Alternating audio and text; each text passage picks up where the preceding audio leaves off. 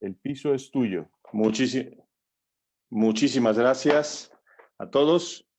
Pues bienvenidos nuevamente. Gracias a todos por estar aquí. Gracias a Coldwell Banker por esta invitación.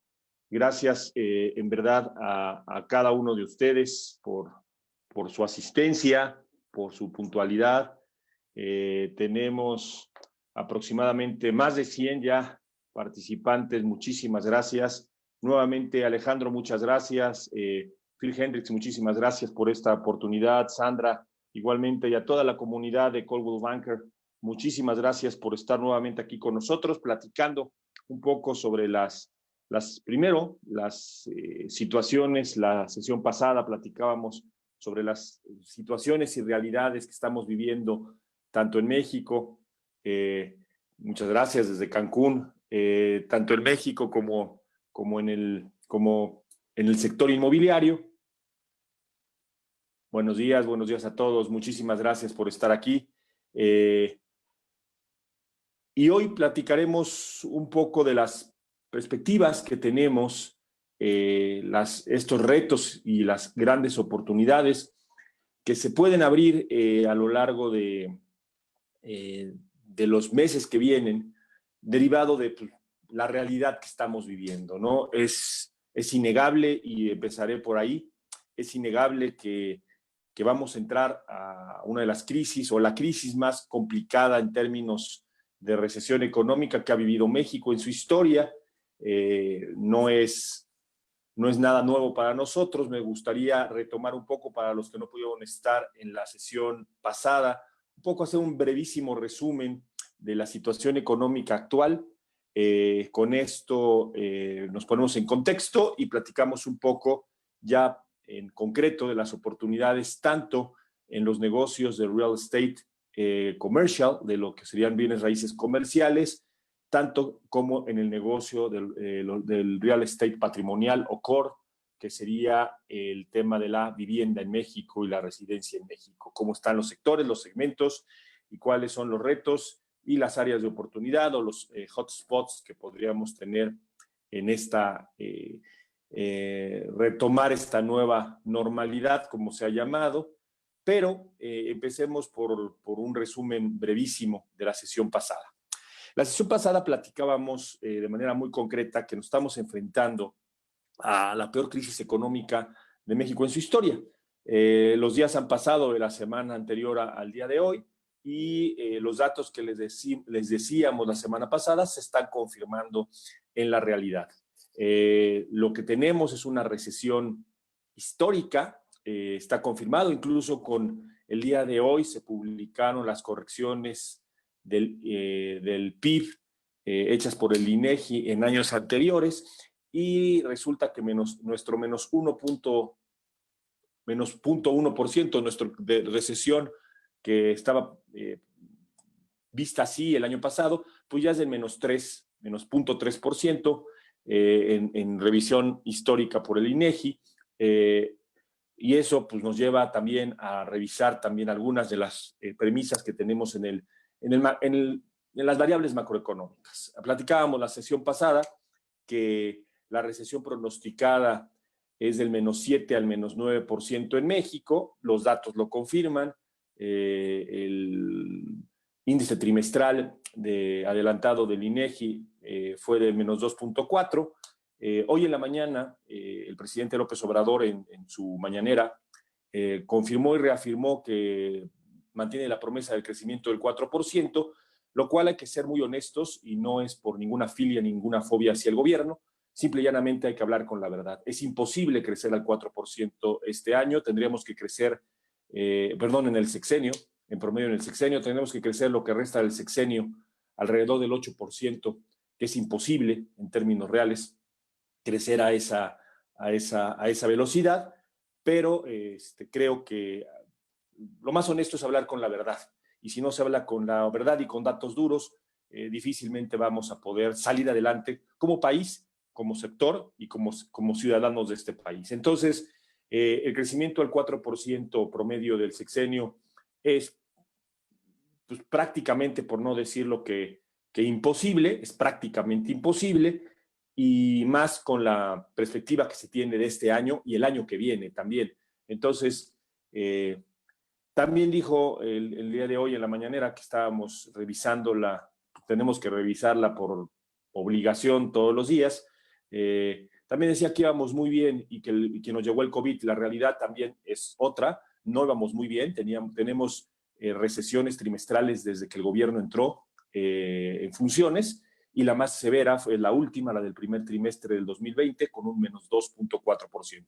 Entonces, la realidad económica es distinta a la que se presenta en los datos oficiales. La realidad económica es que vamos a decrecer este año entre un menos 7 y un menos 9%, que vamos a tener un dólar caro entre 23 y 24 pesos por dólar, que vamos a tener una tasa de referencia, una tasa, digamos, para la planeación de los créditos y demás, menor al 5%, yo pronostico, pero ahorita está en el 5.5%. Jonathan Hill también ha sido muy enfático, el subgobernador del Banco de México, más activo en las redes sociales, ha sido muy enfático en decir que el Banco de México estará revisando a la baja la tasa de referencia en las próximas semanas. Consideramos todos los protagonistas, digamos, de la parte de análisis económico, que la bajará por lo menos medio punto más, estaremos en el 5%. La inflación para este año está pronosticada o está vista, de acuerdo a los estándares, entre 4 y 5%. A veces dependerá mucho de la reactivación del consumo en el último trimestre para ver si realmente llegamos al 4 o al 5, no tanto por tenerla controlada, sino porque hay una baja en el consumo. Hay algunos chats por aquí. ¿Cómo han salido de la crisis otros países? ¿Cuáles son sus sugerencias? ¿Por qué imposible, Conrado? ¿Por qué imposible? Pues porque los números son números y la verdad son fríos. Con el decrecimiento que tuvimos el año pasado y la recesión que vamos a tener este año, para lo que resta del año, el gobierno en turno tendría que tener un crecimiento del PIB del 8.5%, lo cual es imposible que se logre dadas, primera, las políticas económicas que ha establecido el gobierno, y segunda, pues la propia actividad económica del país. Entonces, por eso es imposible llegar a este 4%. No dan los números, exactamente, Emilia, no dan los números. ¿Cómo han salido las crisis de otros países y cuáles serían las sugerencias? Lo platicábamos también la semana pasada, mi querido Rosalía, lo platicábamos la semana pasada. En términos gubernamentales, creo que Banco de México ha hecho lo correcto, ha bajado la tasa de referencia a prácticamente una tasa real en México del 0, lo que significa que el poco consumo que existe y el circulante en la economía va a seguir circulando. Algunas oportunidades que ligaremos ya con la plática del día de hoy, algunas oportunidades que se pueden ver a futuro, es que la tasa de referencia baja, va a ser en el mediano plazo más barato los créditos a la construcción y también los créditos hipotecarios, lo que podría ser una reactivación en el mediano plazo del sector de la construcción y también del sector de la vivienda, de la industria de la vivienda, en segmentos medios. Ahorita vamos a ver cómo se reconfiguró la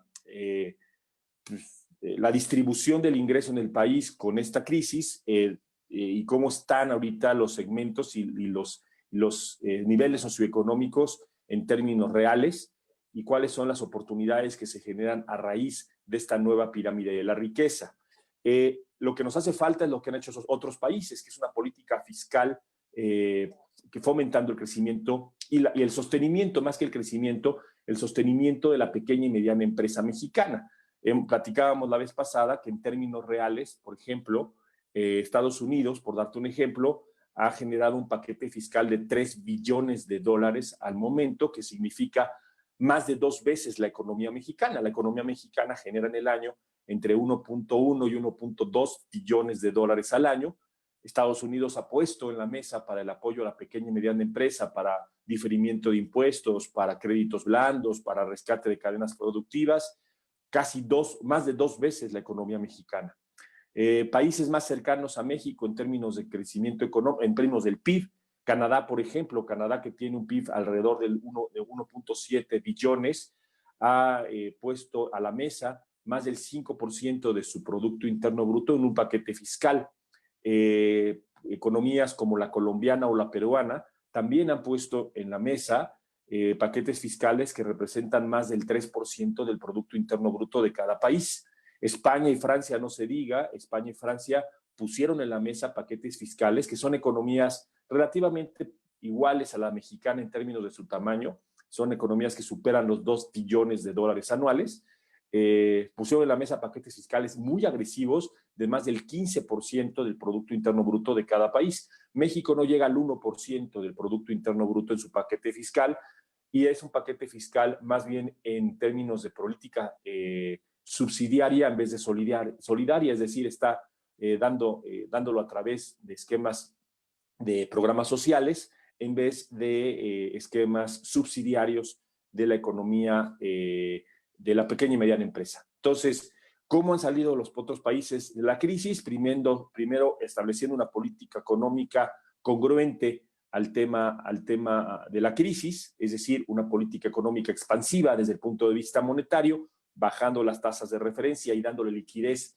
al sistema financiero, y una política fiscal también expansiva en términos de endeudarse, teniendo un déficit fiscal, reorientando el presupuesto a temas de proyectos productivos y otorgando un paquete fiscal a la pequeña y mediana empresa, principalmente para su sostenimiento y diferimiento de su carga impositiva, ¿no? Tanto en cargas sociales como en carga de impuestos. México no lo ha hecho y estamos esperando que lo haga pues, en el corto plazo, no por la voluntad del gobierno, aclaremos, no por la voluntad del gobierno federal, sino por las circunstancias económicas que lo van a obligar a hacerlo. Déjenme, aquí hay una pregunta más en el chat. ¿Qué tanto influye el ambiente negativo las inversión en desarrollos inmobiliarios influenciado por la incertidumbre de gobierno de AMLO? Digo, no quiero politizar la charla, no es por el gobierno de AMLO, seamos muy sinceros. Como le decía la sesión pasada, la recesión económica se veía incluso antes del COVID, se veía incluso antes de la elección del nuevo gobierno. La recesión económica la veíamos ya desde el 2016 y 2017, ya se veían indicios muy importantes de que íbamos a llegar a una recesión económica. ¿Qué hizo el COVID? Acelerar el proceso y ponernos en una situación mucho más rápida de recesión de la que estábamos esperando. Esperábamos una bajada suave, un flight to the quality, que se dice en economía, pero pues realmente el COVID lo que vino a hacer es acelerar el proceso de recesión y ponernos en una situación mucho más crítica por términos de la velocidad con la cual se vino esta recesión económica de la que se esperaba. ¿Qué ha provocado realmente la política económica del gobierno actual? Pues primero, creo que son 2 aspectos importantes que son muy claros en la política económica, y con esto termino el resumen. Uno es la política económica o la ideología de la política económica del gobierno actual cada vez es más clara. Es una política donde ve al Estado como un rector económico y no como un administrador económico, y esto implica pues generar una base de ingresos a través del Estado. Está confirmado por México, y los que tenemos cierta edad lo podemos comprobar, los que son más jóvenes posiblemente no lo tengan en la memoria, pero está comprobado que este tipo de política económica fracasa. El Estado comúnmente es muy mal administrador de las empresas. Lo comprobamos con todas las empresas que son del Estado, Pemex, CFE y demás empresas. Esa es una de las políticas económicas o de ideologías económicas que más marcada tiene el gobierno actual, sin crítica. Creo, desde el punto de vista de los datos duros, que esa política económica es fallida en términos del alcance que tiene para el crecimiento económico. Es decir, tratar de rescatar una empresa como Pemex y apostarle a las energías fósiles en una etapa del mundo donde siglo XXI, segunda década del siglo XXI, donde las energías renovables están tomando mucho más espacio que las energías fósiles, principalmente la gasolina, creo que es una apuesta errada.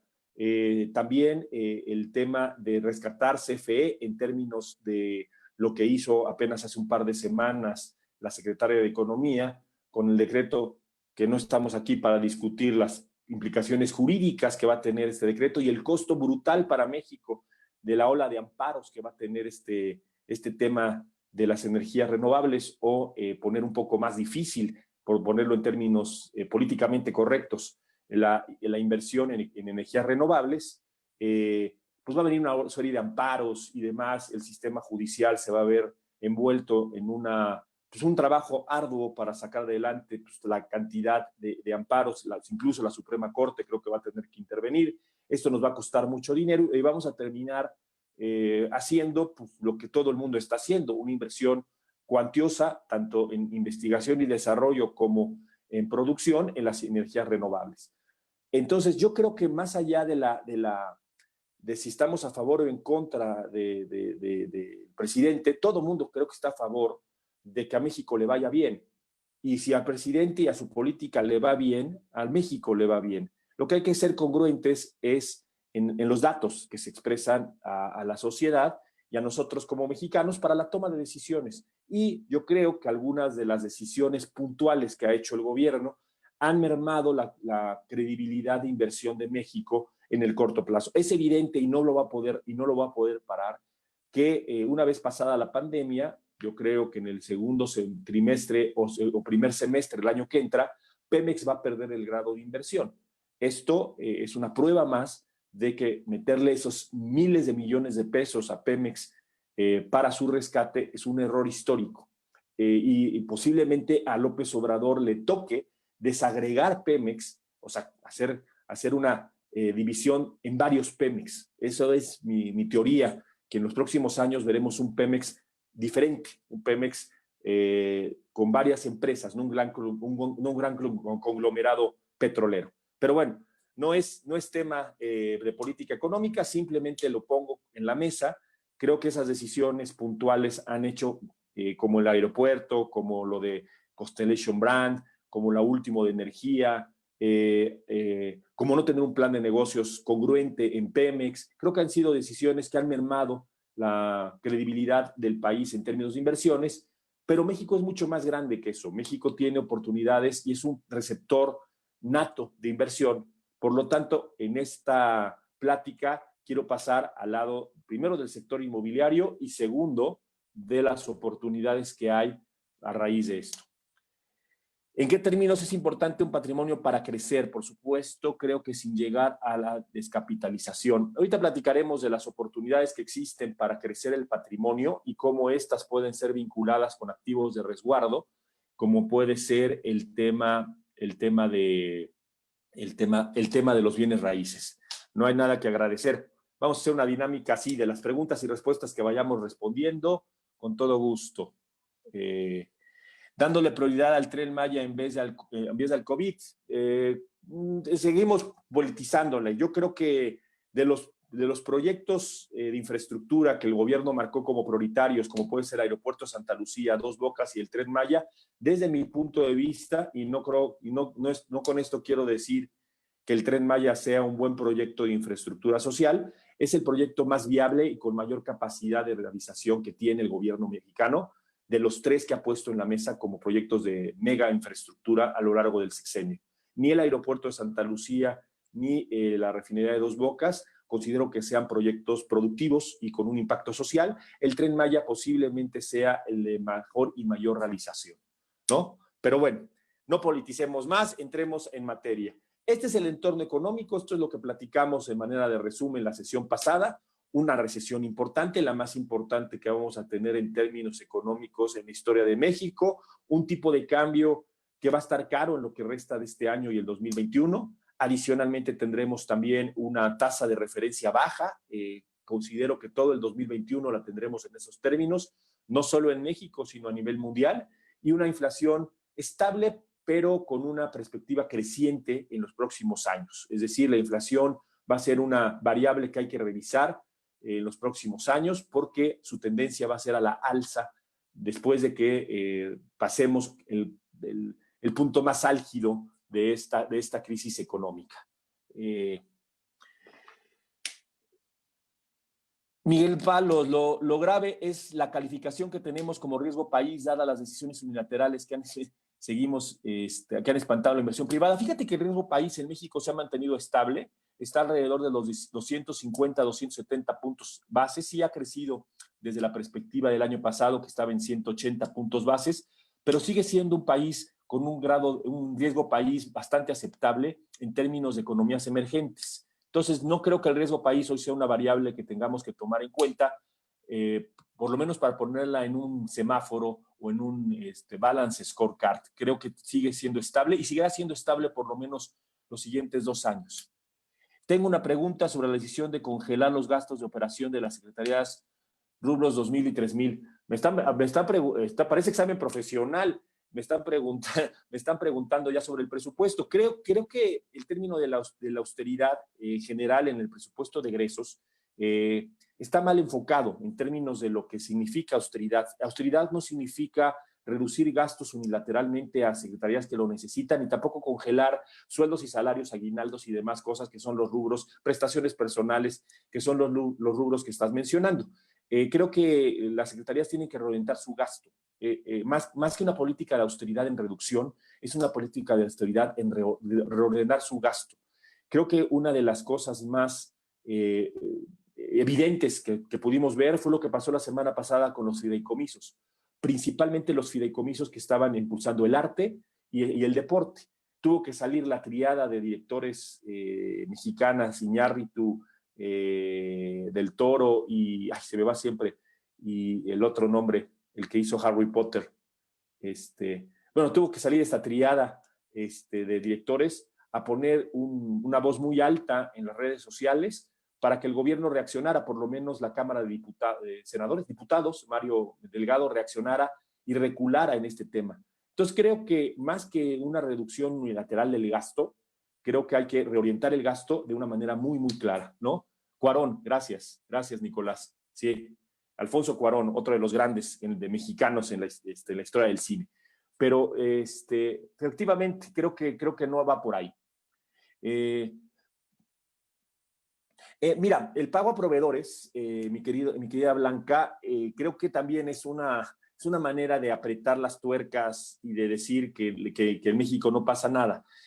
Todo el tema como te digo, de la política de austeridad, que más bien parece una política de reducción de gastos unilateral, incluyendo apalancarse operativamente con el pago a proveedores.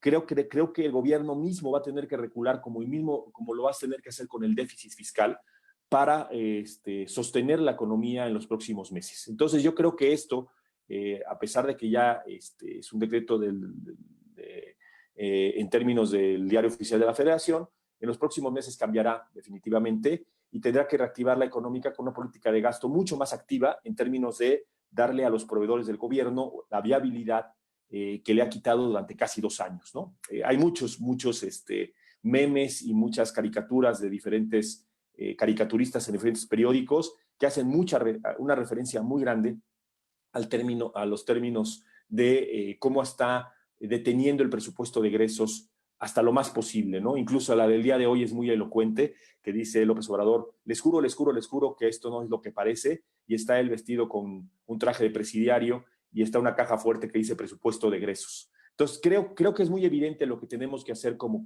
gobierno, creo que es muy evidente lo que tenemos que exigir como ciudadanos, y creo que es muy evidente el liderazgo que debemos también tener como empresarios, como ciudadanos, y la exigencia que debemos tener de los diferentes frentes para que México sea lo que tiene que ser, un país grande, como tan grandes somos los mexicanos que vivimos en él.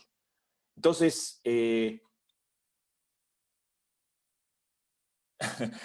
Emilia, sí, el tema de las Afores ha sido un recurrente siempre y es un petardo que siempre lanzan. Definitivamente está fuera todavía del alcance de las cámaras, no hay consenso en ellas como para ir hacia las Afores, y definitivamente eso sí sería un golpe fundamental a México en su credibilidad y en su manera de llevarse en estas economías abiertas. Creo que el tema de las pensiones tiene y debe seguir en manos de las Afores, y definitivamente la Rectoría del Estado también ya demostró en el pasado que fracasa en términos también de la administración de los fondos de pensiones para el retiro. Entonces creo que dejemos un poco la charla de tequila y café, con todo gusto nos echamos otro tequilita en una tarde y platicamos sobre temas económicos y políticos, Pero ahorita concentrémonos, si gustan, en la parte de los retos y oportunidades que este entorno económico nos dan en el sector inmobiliario. Primero, tenemos que entender una máxima del sector inmobiliario. El sector inmobiliario es un negocio de largo plazo y por lo tanto debemos verlo así. Es decir, las coyunturas que estamos viviendo van a afectar, sí, el devenir del corto plazo del sector inmobiliario, las situaciones que alrededor del negocio inmobiliario se van a ver. Ahorita platicaremos de temas de oferta y demanda y cómo vemos ese tema tanto en la parte comercial como en la parte residencial, pero veamos este negocio también desde la perspectiva del inversionista, tanto privado como institucional, tanto aquel que compra una casa para vivirla o rentarla, como aquel fondo de inversión que invierte en el sector inmobiliario en México. ¿Cuál es su perspectiva? En términos muy generales, en términos muy, pues muy paramétricos, una vivienda tiene un nivel de uso y de vida de 8 años en México. Y la pregunta se puede resumir, o la respuesta se puede justificar muy obvia. Si yo les pregunto aquí en este foro, ¿quiénes son los que viven en la casa que nacieron? Definitivamente la gran mayoría me dirá que no. Y si yo les pregunto, ¿quién de ustedes se ha cambiado de casa por lo menos 3 veces en su vida? La gran mayoría me dirá que sí. Esto se llama escalera de la vivienda. La escalera de la vivienda dice que en México ya la casa no es para siempre. Por lo tanto, vamos a tener o vemos la residencia como un activo financiero, como un activo que nos puede generar riqueza en el tiempo. Pero el plazo de generación de riqueza está entre el año 5 y el año 8, dependiendo los niveles de compra y los niveles de plusvalía que generó el proyecto residencial. Pero es una perspectiva de largo plazo, es una perspectiva que trasciende el gobierno de López Obrador, que trasciende la pandemia del COVID, que trasciende el gobierno de Donald Trump, que trasciende muchas cosas. Estamos hablando que la plusvalía de una persona que acaba de comprar su casa el día de hoy, en el 2020, el máximo de plusvalía la tendrá por ahí del 2028. Por lo tanto, su perspectiva al comprar una residencia, incluso como inversión, es de largo plazo. No se diga en los fondos de inversión, no se diga los que invertimos en el sector inmobiliario. Nuestra perspectiva de recuperación medianamente está a 10 años.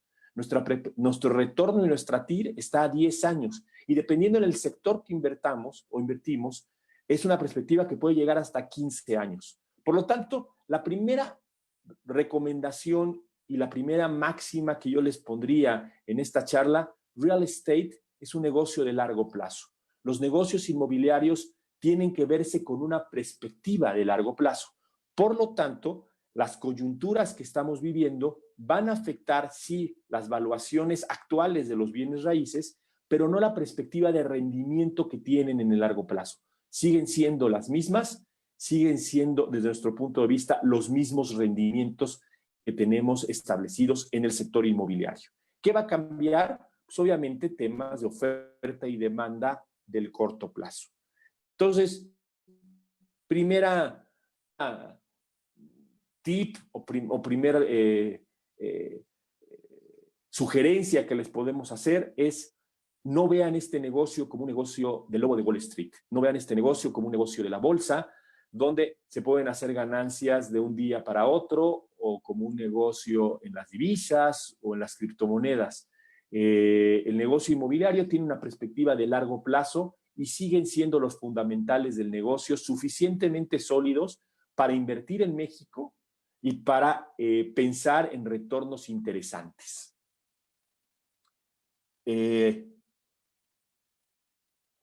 Igual quieres hacer, ya no, lo cual crea una gran oportunidad ahorita. Exactamente, Conrado. Y te tengo aquí al lado mío, ¿no? Estás aquí, ¿no? Exactamente. Lo que genera esta perspectiva de largo plazo es una oportunidad para algunos en el corto plazo. Ahorita platicamos quiénes son los algunos, ¿sale? Pero esta primera visión quiero que la mantengamos, porque nuestro negocio es un negocio de largo plazo, es un maratón, no es una carrera de 100 metros. ustedes que están en el negocio de la transacción, yo que estuve muchos años en el negocio transaccional, lo sabemos, ¿no? Las transacciones tardan tiempo de maduración importante y son especulativas desde el punto de vista del broker hasta que se cierran. Y de repente trabajamos muchísimo en una transacción y terminamos no cerrando la transacción después de meses. Bueno, tendremos que cambiar también la perspectiva de cómo vendemos hoy, que también platicaremos un poco de eso, de cómo vendemos hoy para poder aprovechar a estos nuevos inversionistas, a estos nuevos compradores que van a salir después de la crisis. Entonces, primera sugerencia, primer tip, primera recomendación, mantengamos la visión del negocio inmobiliario en donde debe estar, en el negocio de largo plazo. No especulemos con los inmuebles porque la especulación inmobiliaria lleva a crisis muy grandes como la de 2008. Si no han visto la película de La Gran Apuesta, por favor, se las recomiendo. Échenle una, ahorita que estamos en temas de confinamiento social, échenle una mirada a esta película. Es una película hollywoodense que explica sobre o trata sobre la crisis del 2008 en el sector inmobiliario. Una de las películas que todo inmobiliario, aunque no le guste el cine de Hollywood, tiene que echarse para que entiendan un poco la perspectiva magnificada, y sí, hollywoodense, de lo que pasó en el 2008. Y el título es muy elocuente, La Gran Apuesta.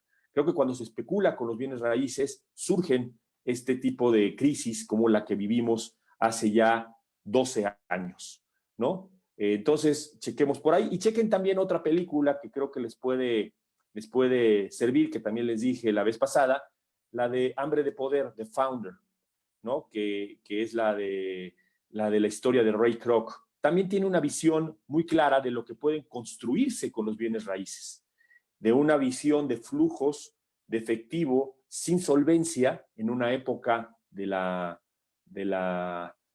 economía norteamericana de la posguerra, como simplemente cambiando el switch de la economía, la mentalidad de la economía, o de la economía de esta empresa, de McDonald's, se creó la fibra más grande del mundo en su momento, que se llama Arcos Dorados. Entonces vale la pena echarle una visión. A partir de la mitad de la película creo que se vuelve inmobiliaria, donde este cambio de hacer hamburguesas a comprar bienes raíces cambió la perspectiva de una de las corporaciones en el largo plazo que la hizo ser lo que es hoy McDonald's. Entonces, échenle una visión a estas dos películas para que vean lo que pasa sobre la visión de largo plazo. ¿Ya regresó el sonido, Heidi? ¿Me escuchan bien? Yo les escucho, sí, perfecto, muchas gracias.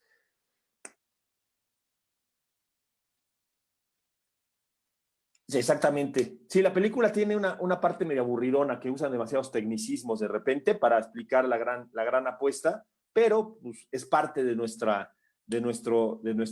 bagaje, estos tecnicismos inmobiliarios.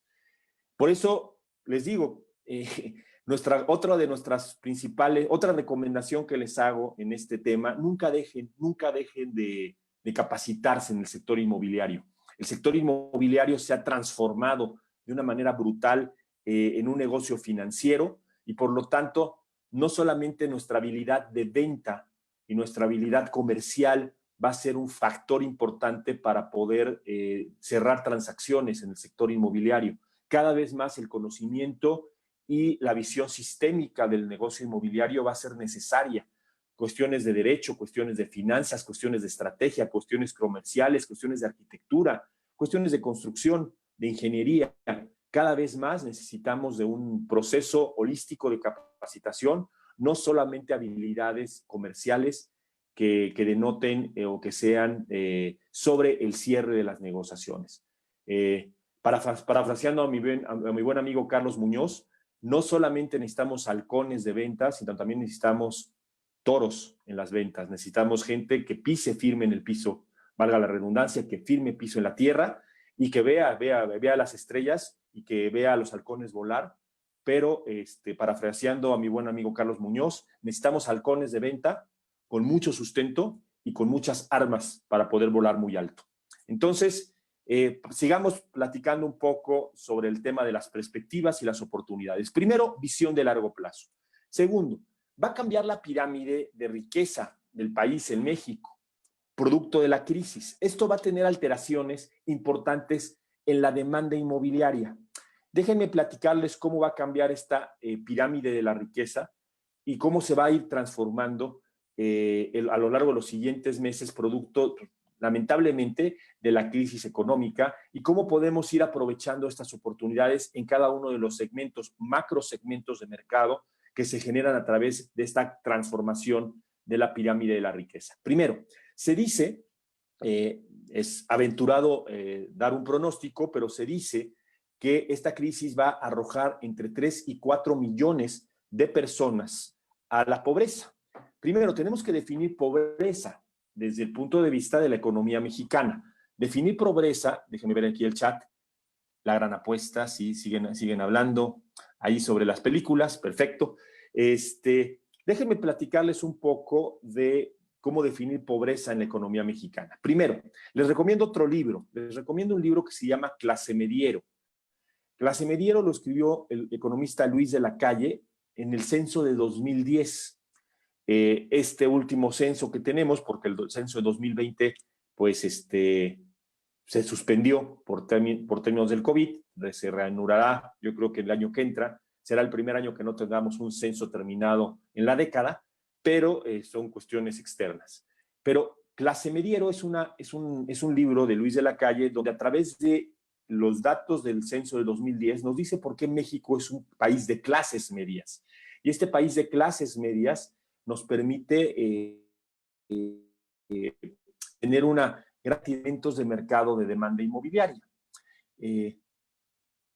Dice que si la clase media alta se reduce o se desaparece. Justamente es lo que quiero platicar. Primero, de todos estos mitos y fake news que han circulado en las redes sociales sobre que va a desaparecer la clase media mexicana y que estamos en una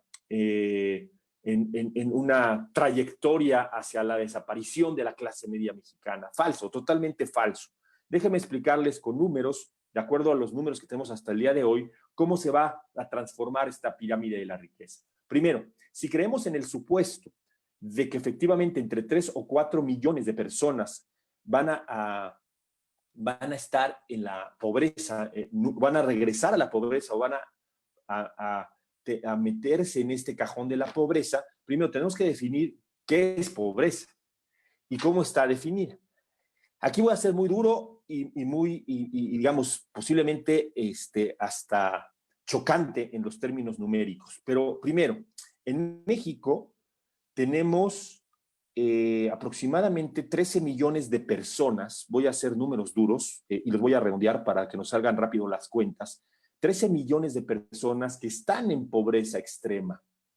Pero ¿qué significa la pobreza extrema de este país? Significa tener un salario o un ingreso de 10 pesos diarios. 13 millones de personas luchan por comer una sola vez al día. 13 millones de personas en términos de familias, ¿cuántos son?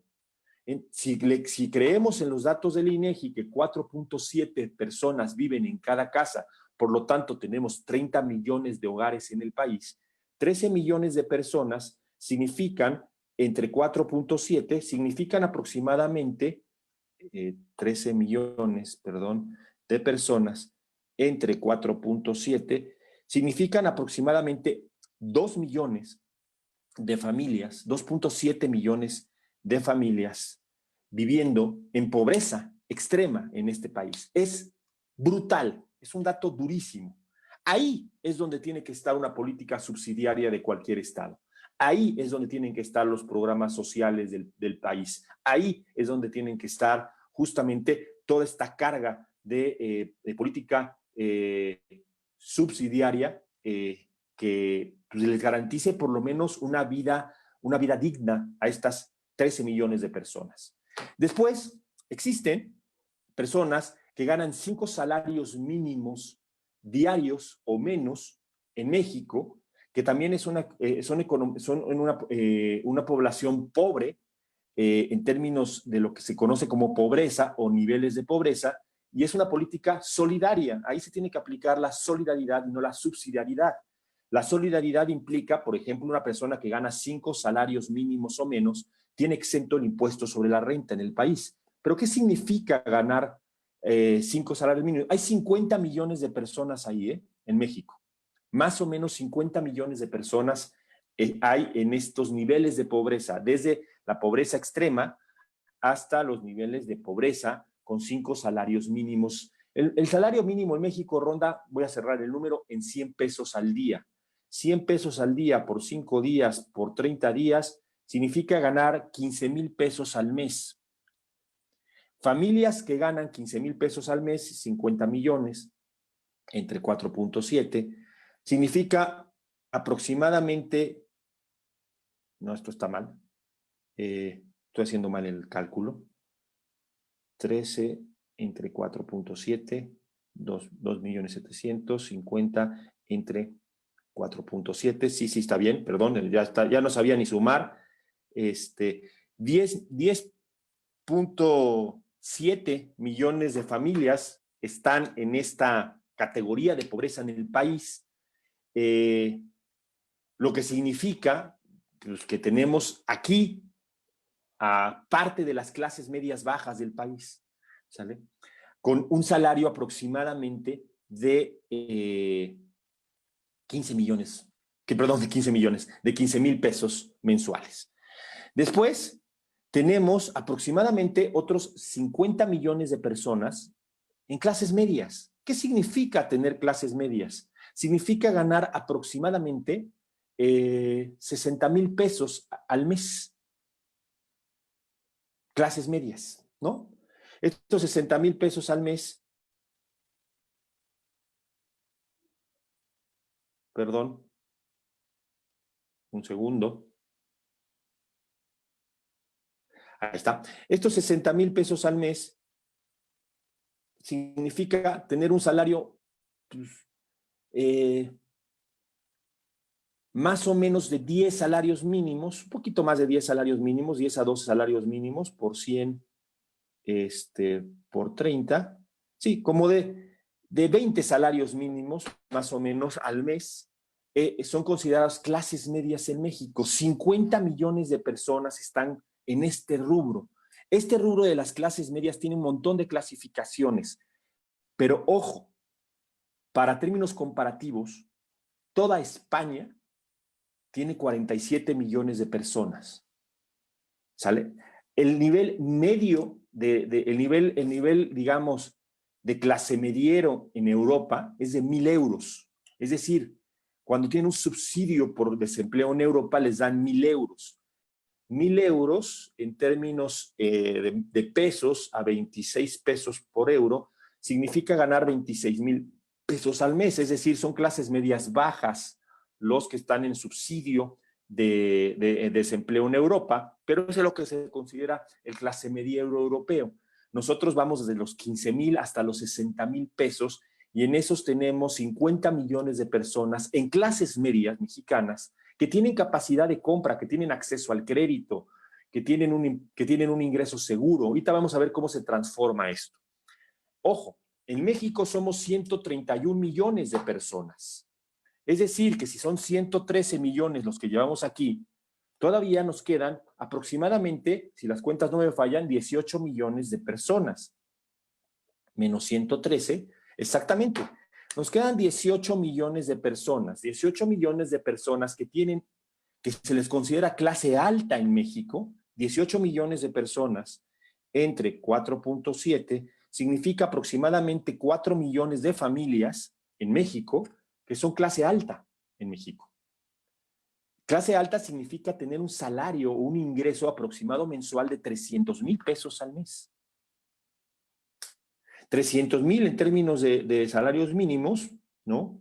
Si el salario mínimo es de 100 por 50 por 30, significa ganar 100 salarios mínimos mensuales, en términos de salarios mínimos o de UMAS, como ahora les dicen, ¿no? Entonces, para que se den una idea, 18 millones de personas es todo Chile, es todo Chile, ¿no?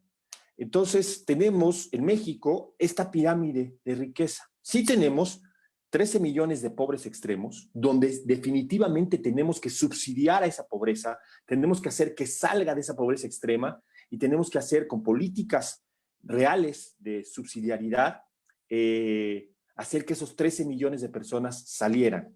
De los 50 millones de pobres tenemos que ser muy solidarios con ellos, apoyar esta economía informal, apoyar esta economía de la microempresa para que pueda formalizarse y pueda crecer con sus propios medios y con apoyos tanto del gobierno como de la banca para llegar a esta gran masa de la población mexicana que equivalen a más de casi 11 millones de familias.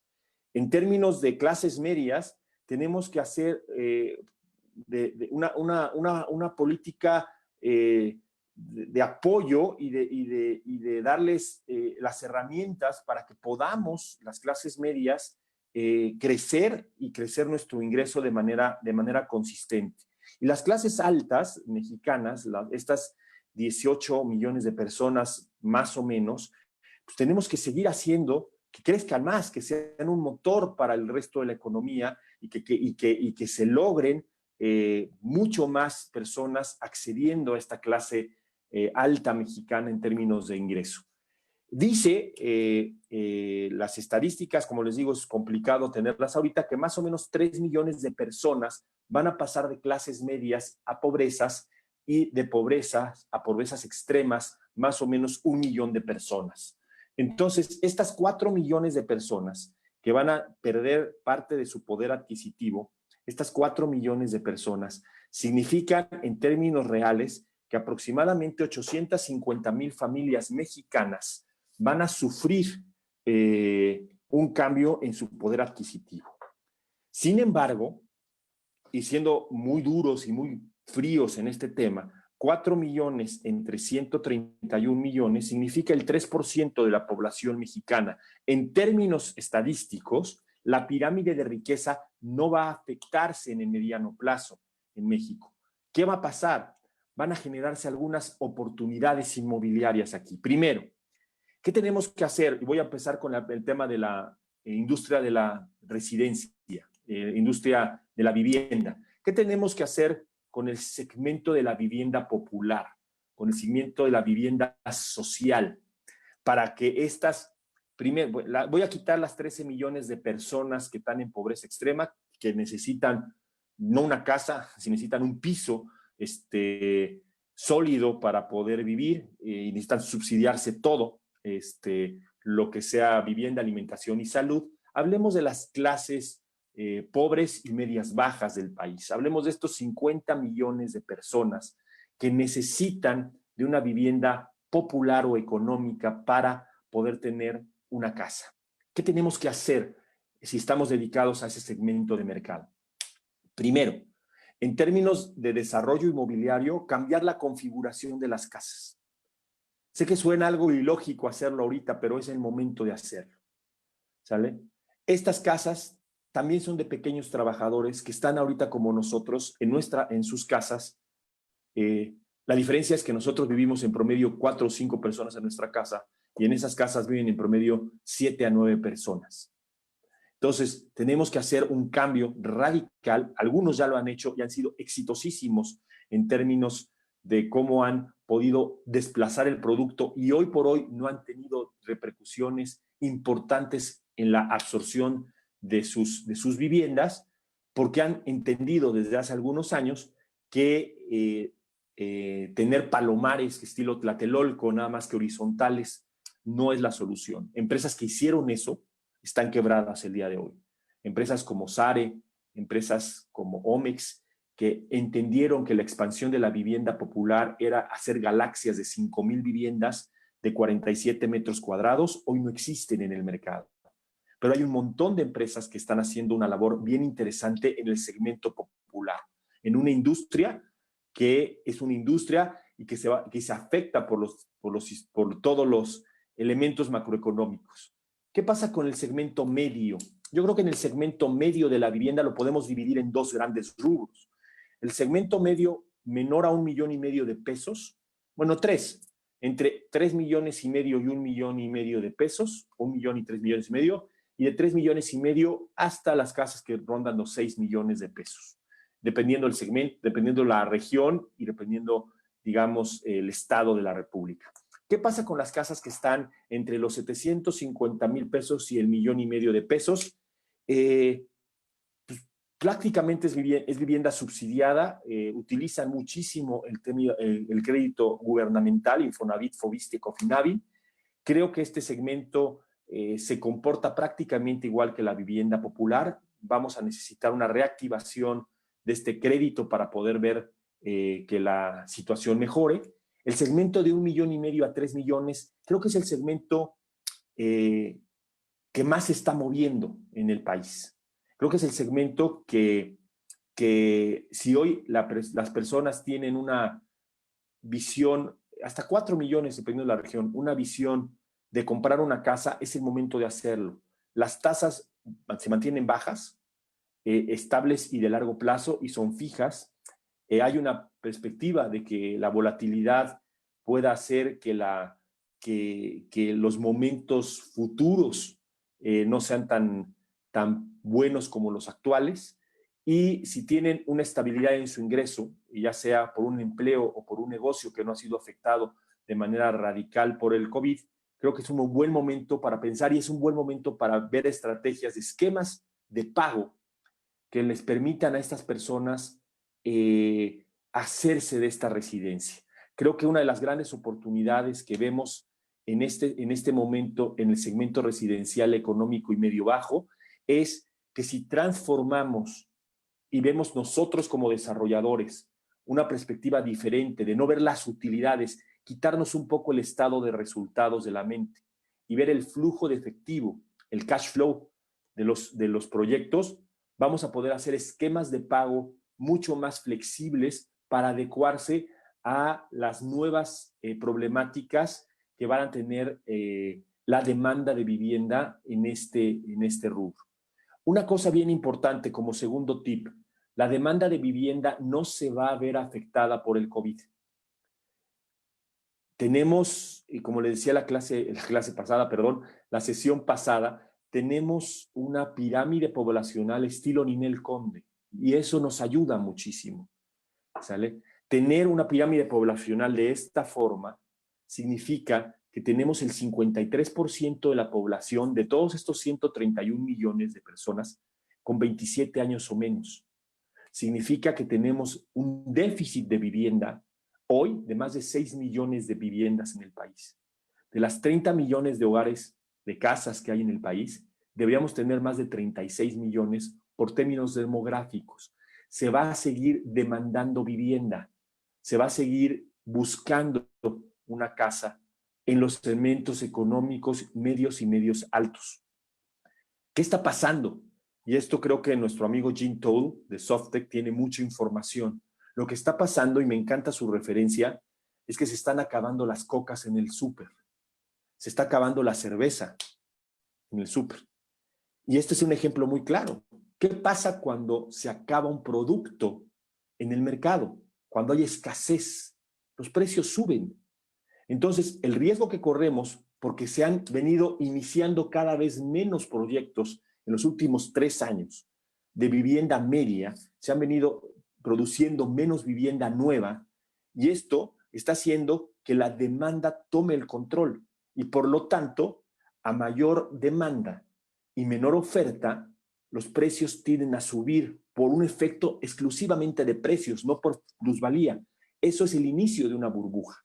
Entonces, para poder hacer que esta burbuja se desactive y no tengamos un problema en 5 o 6 años de un crack en el tema de la vivienda media, lo que debemos hacer los desarrolladores es empezar a iniciar los proyectos desde el día de hoy.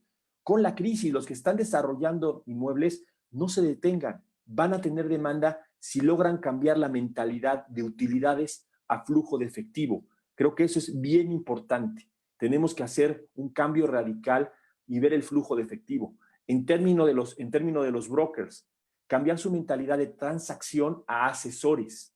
Necesitan mucho más asesoría a sus clientes en términos de cómo maximizar su flujo de efectivo, cómo obtener y tener los mejores créditos hipotecarios, cómo negociar esquemas de pago con los desarrolladores y propietarios.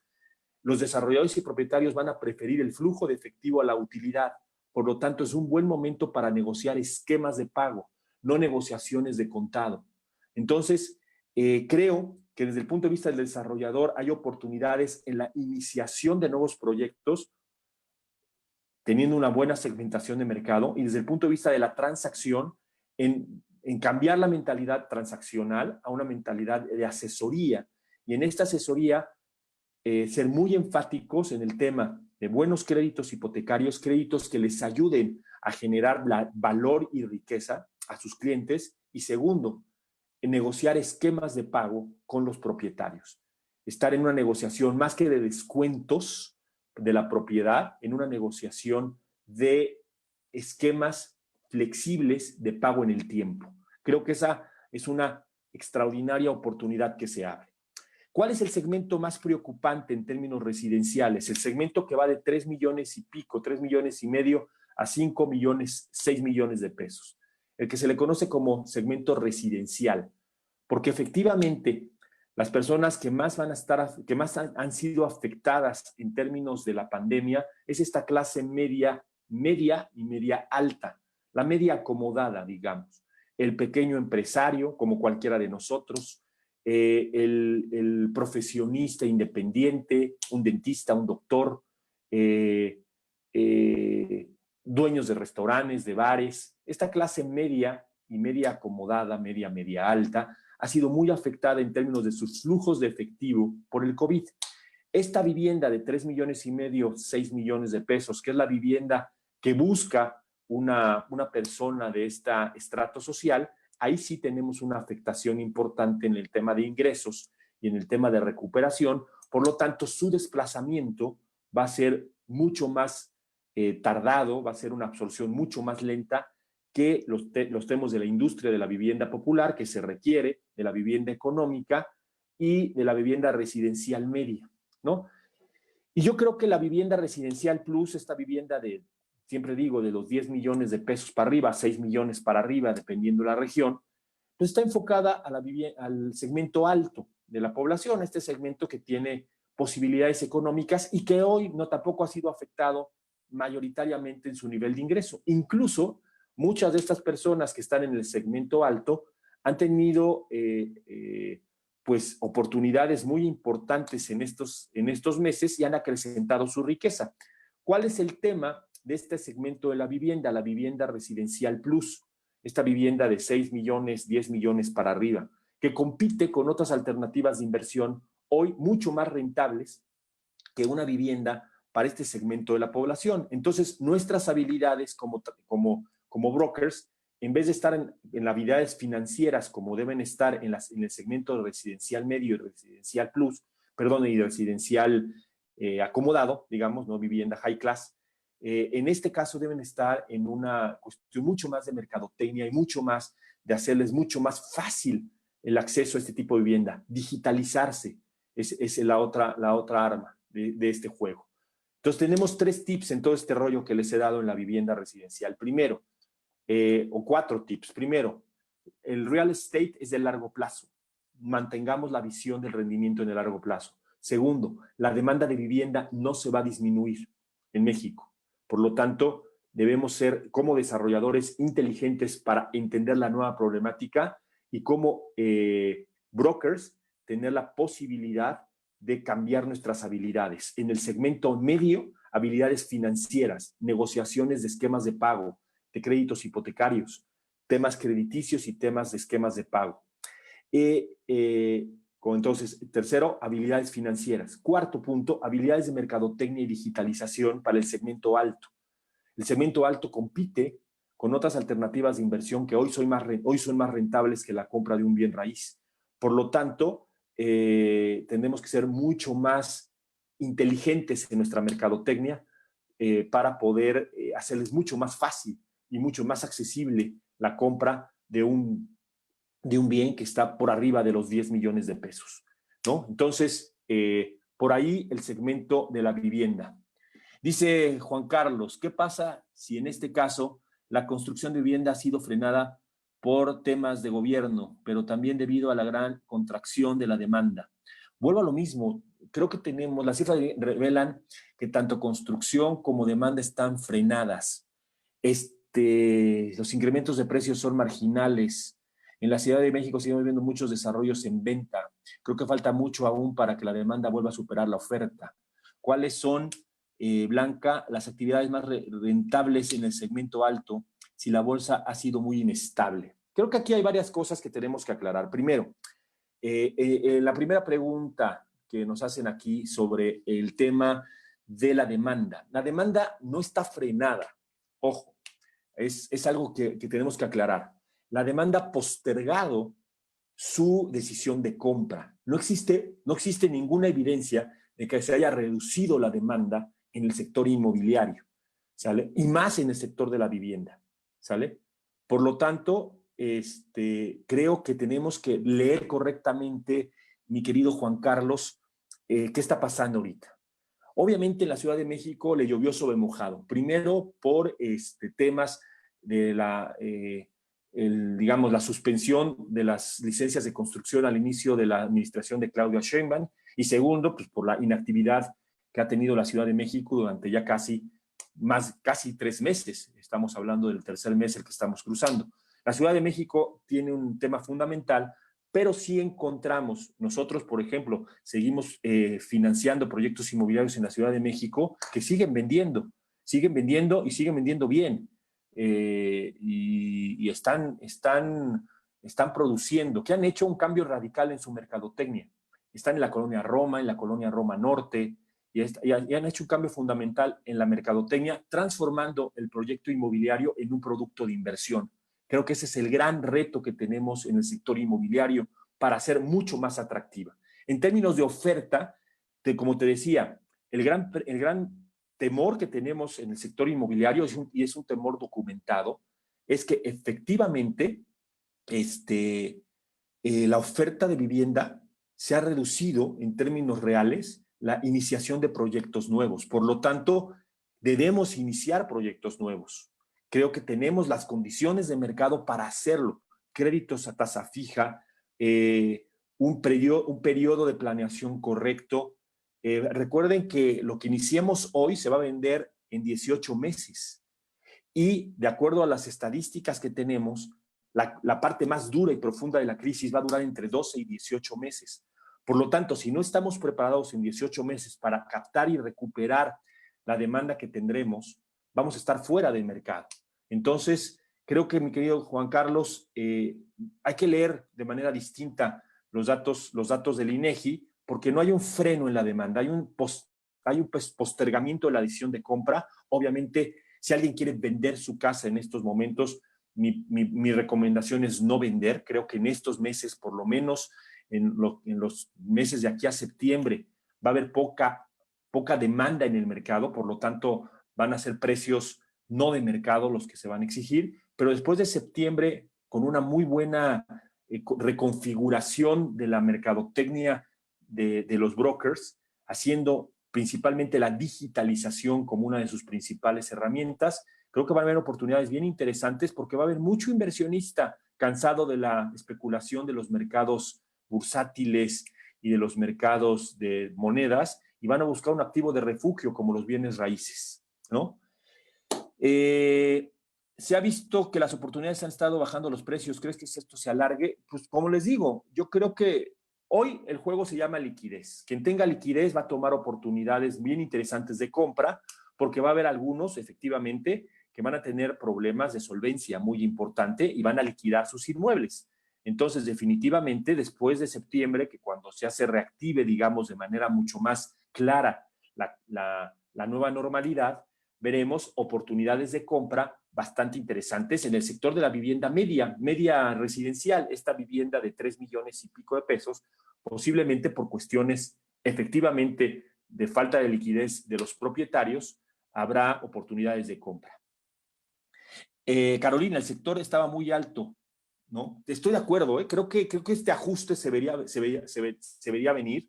La recesión que estábamos pronosticando en el ajuste de precios, principalmente en el sector de vivienda media y media residencial, ya lo veíamos venir, creo que era un ajuste necesario. ¿Qué pasó con el COVID o con la pandemia? Simplemente lo que pasó es que se aceleró este ajuste y lo que veremos es en el segmento de vivienda media y media residencial, posiblemente ahí sí veamos una reducción de precios momentánea como oportunidad simplemente por necesidades de liquidez, ¿no? Entonces, 4 tips importantes, creo que son importantes irlos resumiendo, porque me quiero pasar también a los real estate commercial, al tema de las oportunidades que van a existir en los temas comerciales de bienes raíces. Pero primer sugerencia de oportunidades, visión de largo plazo. El sector inmobiliario tiene una visión de largo plazo que no podemos dejar de ver. Segundo, no hay una reducción de la demanda. En términos reales, en la demanda de vivienda, hay un postergamiento de la decisión de compra y tenemos que entender que tenemos un déficit de vivienda en México que se tiene que recuperar. Entonces, hay demanda suficiente en el mercado inmobiliario. Tercero, habilidades específicas del broker en tiempo de COVID, habilidades financieras, principalmente en el segmento de residencial medio y medio residencial, esquemas de pagos y créditos hipotecarios. Y cuarto, en el segmento de residencial high-end, residencial plus, considero que las habilidades son de mercadotecnia y digitalización para que el broker se vuelva una plataforma de un marketplace, como dicen los que saben de temas digitales, un marketplace del sector de high-end, y empiecen a estudiar comparables en otros mercados. Empiecen a ver mercados como las criptomonedas, mercados como las divisas e incluso otros países, como puede ser Estados Unidos o Canadá incluso, pero principalmente la frontera sur de Estados Unidos, San Diego, Miami, Florida, perdón, Texas, que creo que son mercados donde el high-end está poniendo sus ojos en bienes raíces. Entonces, ahí van a competir los que están dedicados al high-end, van a competir con otros activos como pueden ser criptomonedas y como pueden ser metales y divisas, y otros mercados como pueden ser como California, Texas o Florida. Entonces, creo que hay que ampliar el ramo de conocimiento y la digitalización. Y son mis 4 recomendaciones en temas de oportunidades. ¿Dónde veo las oportunidades bien interesantes? En la reconversión de los productos inmobiliarios. Lo que hicimos, por ejemplo, en estas inversiones que hemos hecho en el sector de residencial medio en la Ciudad de México, principalmente, analizamos algunas en Querétaro, pero en Querétaro consideramos que hay una sobreoferta momentánea de residencial. Analizamos algunas en Querétaro. Lo que logramos hacer con los desarrolladores es una reconversión del proyecto inmobiliario sin cambiar la arquitectura, pasarlo de un producto inmobiliario a un proyecto de inversión. Y eso ha sido verdaderamente interesante. Tenemos otro proyecto que estamos invirtiendo en Oaxaca, en un hotel boutique. Ahorita platicamos de real estate commercial, donde nuestra meta de inversión eran 70 millones de pesos y en estas épocas llevamos recolectados 50 millones de pesos, en promedios de 2 millones de pesos.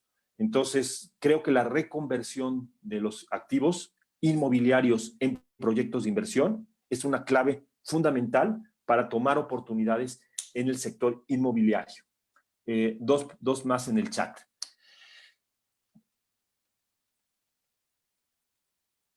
Acabamos de pensar en Querétaro. Querétaro, fíjate que Querétaro tiene, ahorita platicamos de algunos sectores, si tienen unos minutos más todavía. Creo que debatir o explicar al cliente vendedor el tema de propiedades en dólares, no estando en puntos turísticos. Ok, ahorita platicamos de estos temas de la indexación a dólares y de algunas regiones. Antes de pasar al hotspot y hacer un recorrido geográfico por la República Mexicana, que me encanta porque me hacen clase de geografía todos ustedes, porque cada uno tiene diferentes realidades en sus diferentes regiones. Antes de pasar a eso, a los temas de la indexación en dólares y temas así, me gustaría platicar brevemente de lo que pasa en el otro lado de la moneda. Algunos de ustedes no solamente están dedicados a temas de residencial, también tienen temas comerciales, como pueden ser locales comerciales, y bodegas industriales, oficinas, etcétera. ¿Qué está pasando con el real estate commercial? El real estate commercial está un poco más complejo que el real estate de vivienda. ¿Cómo visualiza la industria de la construcción en el corto y mediano plazo, no solo en Ciudad de México, sino en el país en general? Bueno, la industria de la construcción, rápidamente respondo esta pregunta. La industria de la construcción está de capa caída, no por el COVID, no por el sexenio que inició. Creo que viene con una reducción consistente. Ha sido verdaderamente los sectores del Producto Interno Bruto más golpeados.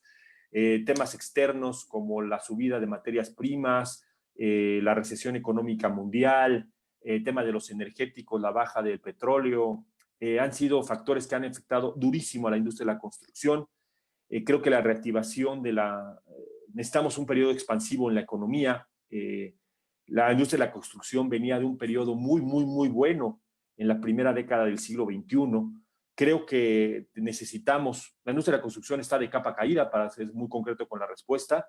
Se va a enfrentar a un reto fundamental porque van a incrementar sus gastos operativos en la industria de la construcción debido a las medidas sanitarias que van a tener que tener para poder reactivar su actividad, y también por el incremento que han tenido algunos de los commodities como el acero, como el aluminio, por falta de demanda, ¿no? Yo creo que en la medida que se reactive a nivel mundial el consumo en China y en algunos países desarrollados, los precios de los metales van a bajar, perdón, de los commodities van a bajar, pero esto se verá a lo largo de los siguientes 36 meses. Entonces, la industria de la construcción va a tener un reto grande. Yo creo que ahí hay que monitorearla y hay que estar muy cerca de la Cámara Nacional de la Industria de la Construcción, de las cámaras regionales de construcción, y muy cerca también de los precios unitarios de la industria de la construcción, monitorear de manera recurrente el reporte BIMSA para ver cómo se afectan los precios unitarios en los diferentes segmentos. La industria de la construcción va a tener un reto mayúsculo a nivel nacional.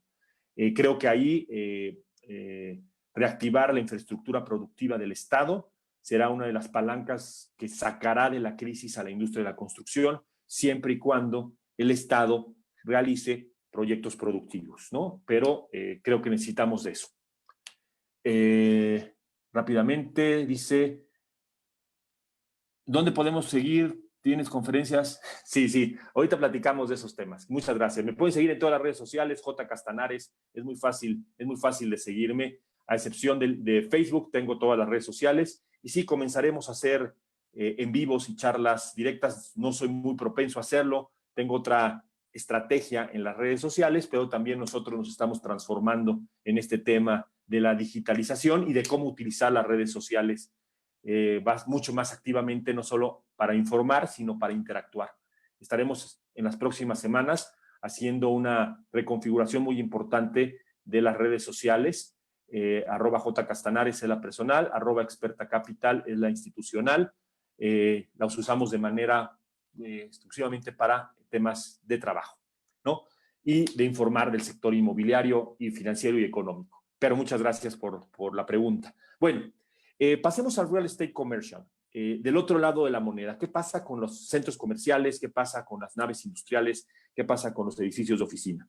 Aquí tenemos un tema bastante complejo, porque aquí sí el COVID ha afectado pues, fundamentalmente a todos estos segmentos. Pensemos en centros comerciales. Hoy platicábamos el día de ayer en una clase que damos en el ITAM de nuestra maestría, que se llama el Máster de Dirección de Empresas Constructoras e Inmobiliarias, el MDI. Estábamos platicando con los alumnos del máster, y uno de ellos, que tiene centros comerciales, nos decía que 50% de los inquilinos le dejaron de pagar, ¿no?, en estos meses, y que está en una disyuntiva de que cuando se reabran los centros comerciales, de sacarlos del centro comercial o renegociar con ellos los contratos. Creo que este reto va a ser muy, muy, muy fuerte, ¿no? Y al igual están las oficinas y un poco menos la industria, la logística, ¿no? Creo que siempre en el real estate commercial un activo de seguridad es el sector logístico industrial. rentar una nave industrial siempre tiene una perspectiva de muy largo plazo y de mucha estabilidad y está ligada a cadenas productivas, por lo tanto, siempre ha sido un activo de resguardo. Pero en términos generales, el real estate commercial, centros comerciales, naves industriales y oficinas, hoy tienen un verdadero reto. Desde el punto de vista del desarrollador, desde el punto de vista del inversionista en estos proyectos, el reto es cómo pasar este periodo crítico que, ojo, no es de aquí a diciembre, el periodo crítico es de aquí a 18 meses, para que nos quede claro. El periodo crítico no termina en septiembre ni finaliza en septiembre. Empieza en septiembre y tendremos 12 a 18 meses de un periodo muy crítico, de tomar decisiones muy inteligentes, tanto personales como empresariales, como nacionales. Pero ¿cómo pasar este bache crítico? O sea, el gran reto de los desarrolladores es que, por ejemplo, un pequeño centro comercial, para poder hacer el centro comercial tomó mucha deuda. Es parte del negocio inmobiliario, tomar deuda. Los intereses no paran, el pago de capital no para con la baja del ingreso de rentas. Entonces, tenemos un reto fundamental los que invertimos y desarrollamos en la parte comercial para recomponer nuestros estados financieros, hacer una muy buena negociación con nuestros acreedores, tanto inversionistas como deuda bancaria, y una renegociación muy inteligente con nuestros clientes, con los inquilinos, con los locatarios. ¿Por qué? Porque definitivamente la nueva normalidad implicará una nueva utilización del espacio en comercial. Se está diciendo que se va a reactivar al 30% la actividad comercial, la actividad en restaurantes, la actividad en tiendas, en cines, que son los locatarios de los centros comerciales. Entonces, el reto fundamental en el real estate commercial desde el punto de vista del desarrollador es renegociar muy bien sus créditos y renegociar muy bien sus contratos de arrendamiento. ¿Qué tanto se va a afectar la famosa tasa de capitalización, el cap rate del real estate commercial? Dependerá de la negociación de contratos tanto de deuda como de renta en los próximos 3 o 4 meses, de aquí a septiembre prácticamente, y ahí podremos tener una definición de la afectación real que tendrá la tasa de capitalización. Al igual que en el sector de la vivienda, los precios necesitaban un ajuste a la baja, la tasa de capitalización en el real estate comercial necesitaba un ajuste a la alza. Estábamos ya en términos muy bajitos, es decir, estábamos comprando desde el punto de vista del inversionista muy caro los proyectos inmobiliarios. Aquí hay una relación siempre inversa, ¿no? A menores tasas de capitalización, mayores los valores de adquisición de los proyectos inmobiliarios. Necesitábamos un ajuste al alza. ¿Qué pasó con el COVID? Vino a acelerar este ajuste y obviamente vamos a tener un ajuste a la alza en las tasas de capitalización de adquisición. La magnitud hoy no sé cuánto, ¿no? Estábamos en tasas entre el 8 y 9% de capitalización de adquisición. Yo creo que vamos a estar en una tasa de doble dígito, del 9 al 11% más o menos de capitalización. ¿Esto qué va a pasar?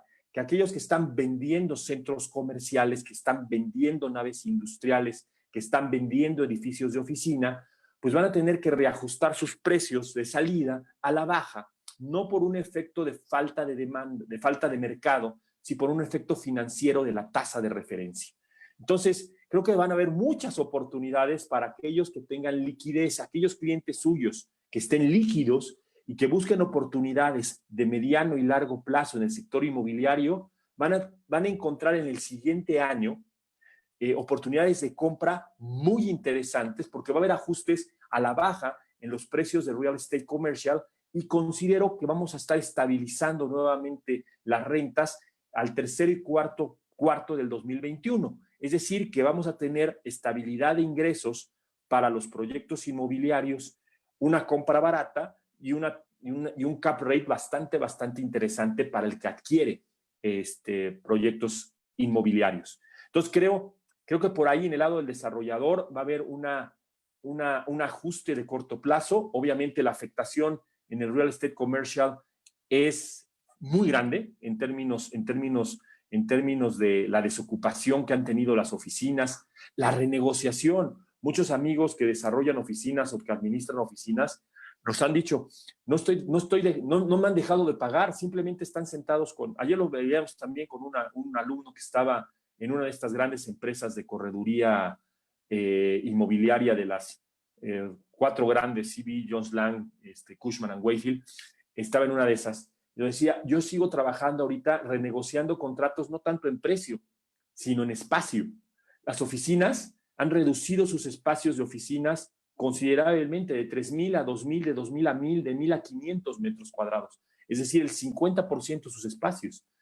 No solamente por falta de ingresos, sino porque descubrieron que la home office, que se llevó a fuerzas en esta época del COVID, es una alternativa de reducción de gastos operativos. Entonces están redefiniendo sus estrategias de espacio en las oficinas. ¿Qué va a pasar con estos espacios de oficinas que se van a tener que reconfigurar y adaptarse muy rápidamente? Entonces, creo que desde el punto de vista del desarrollo tenemos un gran reto en los próximos meses y años de reconfigurar el espacio para que sea mucho más, resuelva mucho mejor los problemas que tiene el usuario o que va a tener el usuario en los siguientes meses. Hay una pregunta más por aquí. En Estados Unidos comenzaron a renegociar contratos desde el comienzo del COVID y lo hicieron en extender contratos de 3 a 4 meses, haciendo grandes pagos, mantenimiento, Starbucks, sí. Sí, efectivamente, en Estados Unidos, en Estados Unidos la industria del retail ha tenido una afectación brutal por el tema del e-commerce. O sea, el retail en Estados Unidos está en una posición crítica, no por el COVID, antes del COVID, porque el e-commerce ha tomado la posición del retail y hay empresas tan grandes como Macy's, que se declaró en quiebra, o como ahora Neiman Marcus, que también ya se declaró en quiebra, o como Sears, que se declaró en quiebra. Creo que Estados Unidos tiene un componente, JCPenney también, exactamente, Blanca también se declaró ya en Chapter 11. Entonces creo que hay una reconfiguración muy importante del retail en Estados Unidos. En México no. En México tenemos una configuración muy distinta y le hemos dado un valor agregado brutal al retail. Y creo que el retail, el reto fundamental que va a tener en el corto plazo es esta renegociación contractual tanto de deuda como de rentas. En el lado del broker, real estate commercial, yo creo que en el lado del broker, igual, creo que la gran habilidad o la gran oportunidad que tiene el broker de transacción es encontrar estas oportunidades de mercado donde las tasas de capitalización vayan a la baja. Y me van a decir, Jorge, ¿dónde las encuentro? Gracias a la apertura de mercado a partir del 2011, con el tema de las fibras, todas las tasas de capitalización son públicas, por lo tanto las pueden ustedes buscar en las diferentes páginas de las fibras y van a ver cómo ha habido una, primero, reducción importante en las tasas de capitalización de adquisición y se ve una tendencia a la alza.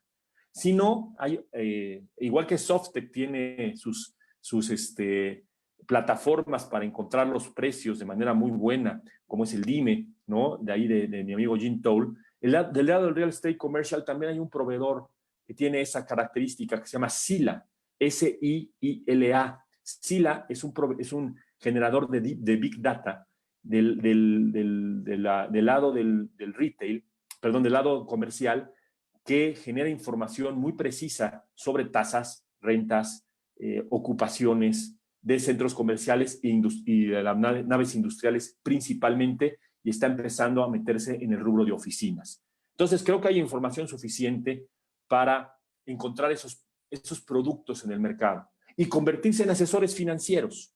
Definitivamente, para encontrar esas oportunidades y capitalizarlas, convertirse en asesores financieros para encontrar esas oportunidades de inversión para sus clientes que tengan desde 2 millones de pesos para arriba.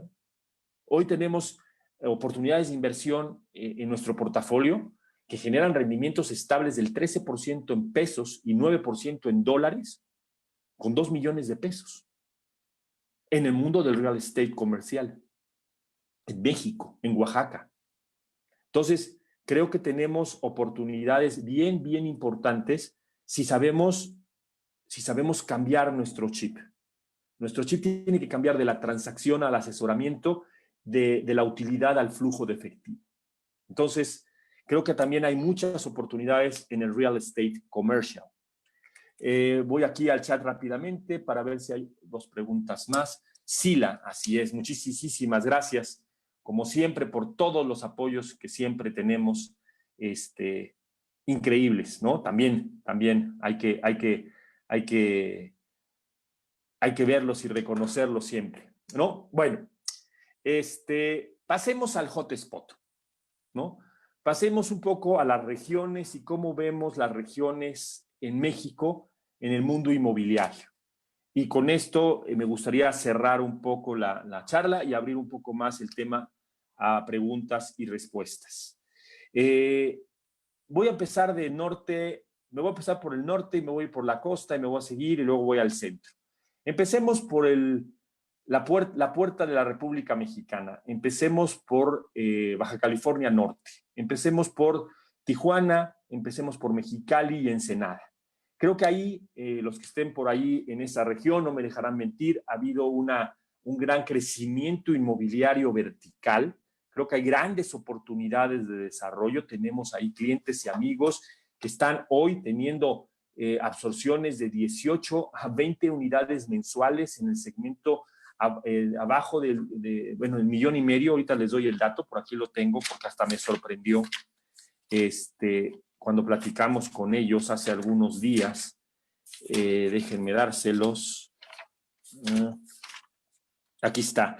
En casas que están en Tijuana, de los 950,000 al 1,5 millones, en el mes de marzo cerraron, en el mes de abril cerraron con 19 vendidas, en el mes de mayo llevan 18 vendidas. Segmentos que están sobre, ¿dónde está otro dato importante por ahí? ¿Cuál es el segmento que más se le está complicando? El que tiene un valor de como $120,000 en términos, ya ven que en Tijuana todo lo están haciendo, todo se dolariza. Vivienda popular, $650,000, también tiene un nivel de absorción bastante alto en estas épocas. Entonces, creo que el mercado de Tijuana, Ensenada y Mexicali, por su cercanía con San Diego, creo que está siendo un hotspot bien interesante. Creo que por ahí hay grandes oportunidades. Bajémonos un poco al otro extremo de la península de Baja California, a Baja California Sur, a Los Cabos, en el sector turístico. Creo que Los Cabos va a sufrir muchísimo en términos de la recuperación turística. Creo que el segmento hotelero que más va a sufrir es el segmento que tiene Los Cabos, el segmento del Grand Resort, all inclusive, muchos cuartos y demás, pero creo que en Los Cabos hay una gran necesidad de vivienda media. No se produce vivienda media y hay, para oportunidades para la transacción, se pagan comisiones del doble que en el continente. Si ustedes cobran el 5%, en Los Cabos cobramos el 10 o el 12% de comisión. Entonces, en términos de desarrollo, Los Cabos les hace falta muchísima vivienda media. Tenemos también un cliente y amigo por allí que tiene algunas estadísticas que, por ejemplo, hace falta vivienda media, vivienda esta de $1,000,000, 1,200,000, de más o menos 5,000 casas en Mérida, en Los Cabos.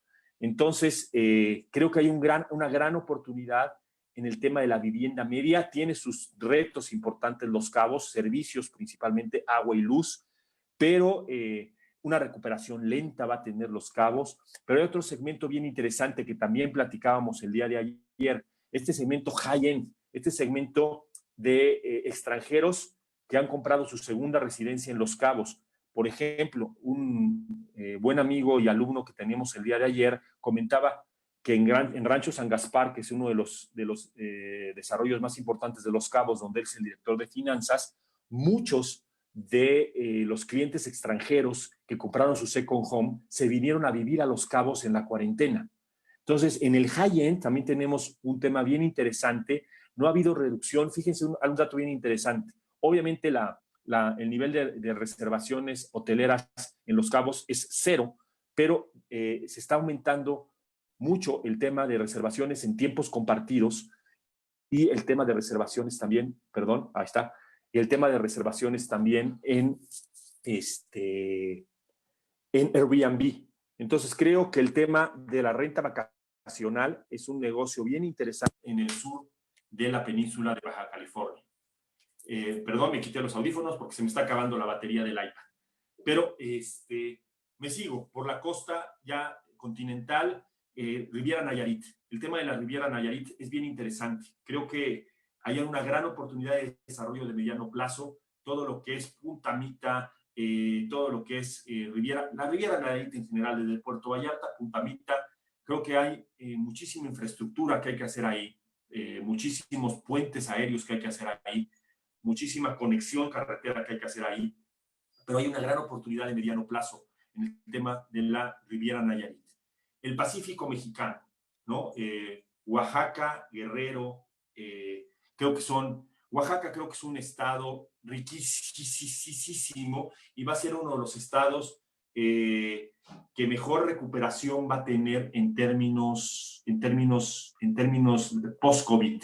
La cercanía con el centro del país, la infraestructura turística que tiene boutique, que no resort, la gran cantidad de alternativas que tiene, creo que van a ser de Oaxaca, Huatulco, todos esos temas, pues una gran oportunidad de inversión inmobiliaria.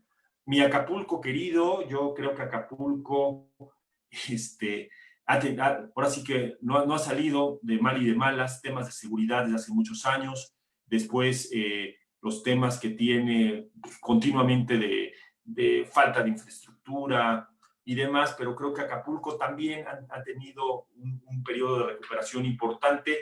Creo que el segmento de Second Home en la vivienda residencial plus se ha movido de manera interesante. Acapulco, creo que, y sigo insistiendo que es la bahía más bonita del mundo. Creo que tenemos que hacer mucho por este gran destino del país. Me sigo por la costa. Creo que temas de la frontera sur hay que verlos con cuidado. Chiapas tiene Tuxtla Gutiérrez, una economía basada en la actividad gubernamental. Creo que la va a tener difícil en términos de recuperación. Tapachula, por su cercanía con la frontera guatemalteca, posiblemente tenga una recuperación más alta, pero también creo que va a necesitar muchísimo apoyo, digamos, la frontera sur de México. Península de Yucatán. Platicamos primero sobre pues el Quintana Roo, ¿no? Cuerno dorado de México. Creo que Cancún la va a tener igual de difícil que Los Cabos. Creo que el tema de la Riviera Maya tiene un problema de recuperación fundamental. Los grandes resorts, el all inclusive, creo que va a ser el tema más afectado. Creo que temas de vivienda van a ser temas que se van a poder pues recuperar. Creo que hay unos temas ahí interesantes también en Tulum, en Playa del Carmen, en municipio de Solidaridad, ¿no? Yucatán creo que la capital del sureste mexicano se llama Mérida. Definitivamente Mérida ha tenido un desarrollo muy importante en los últimos años.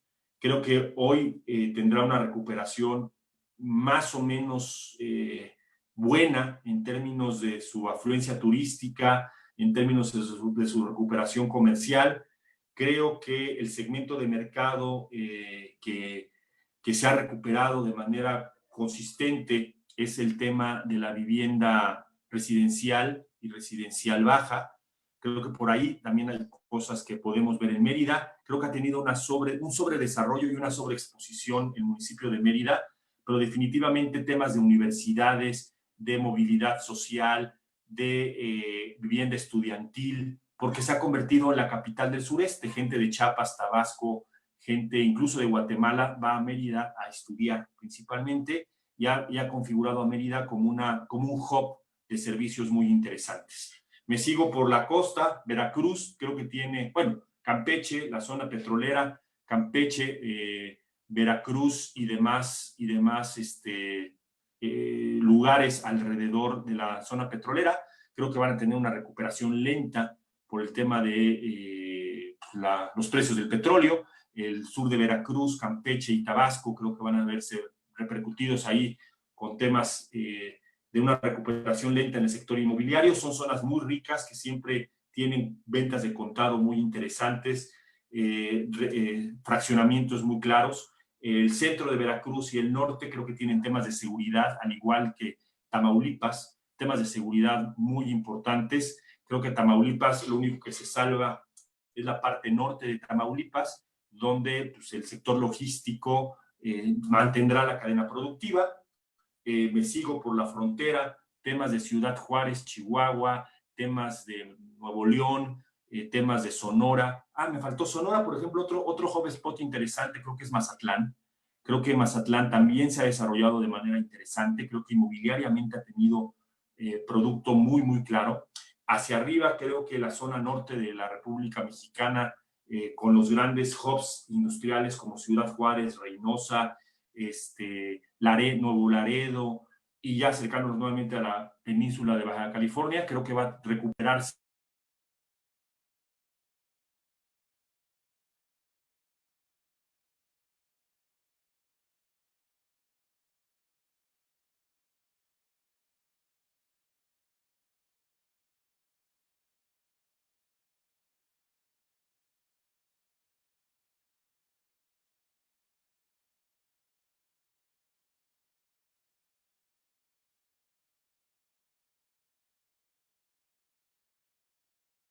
Me silencio. ¿Se escucha bien?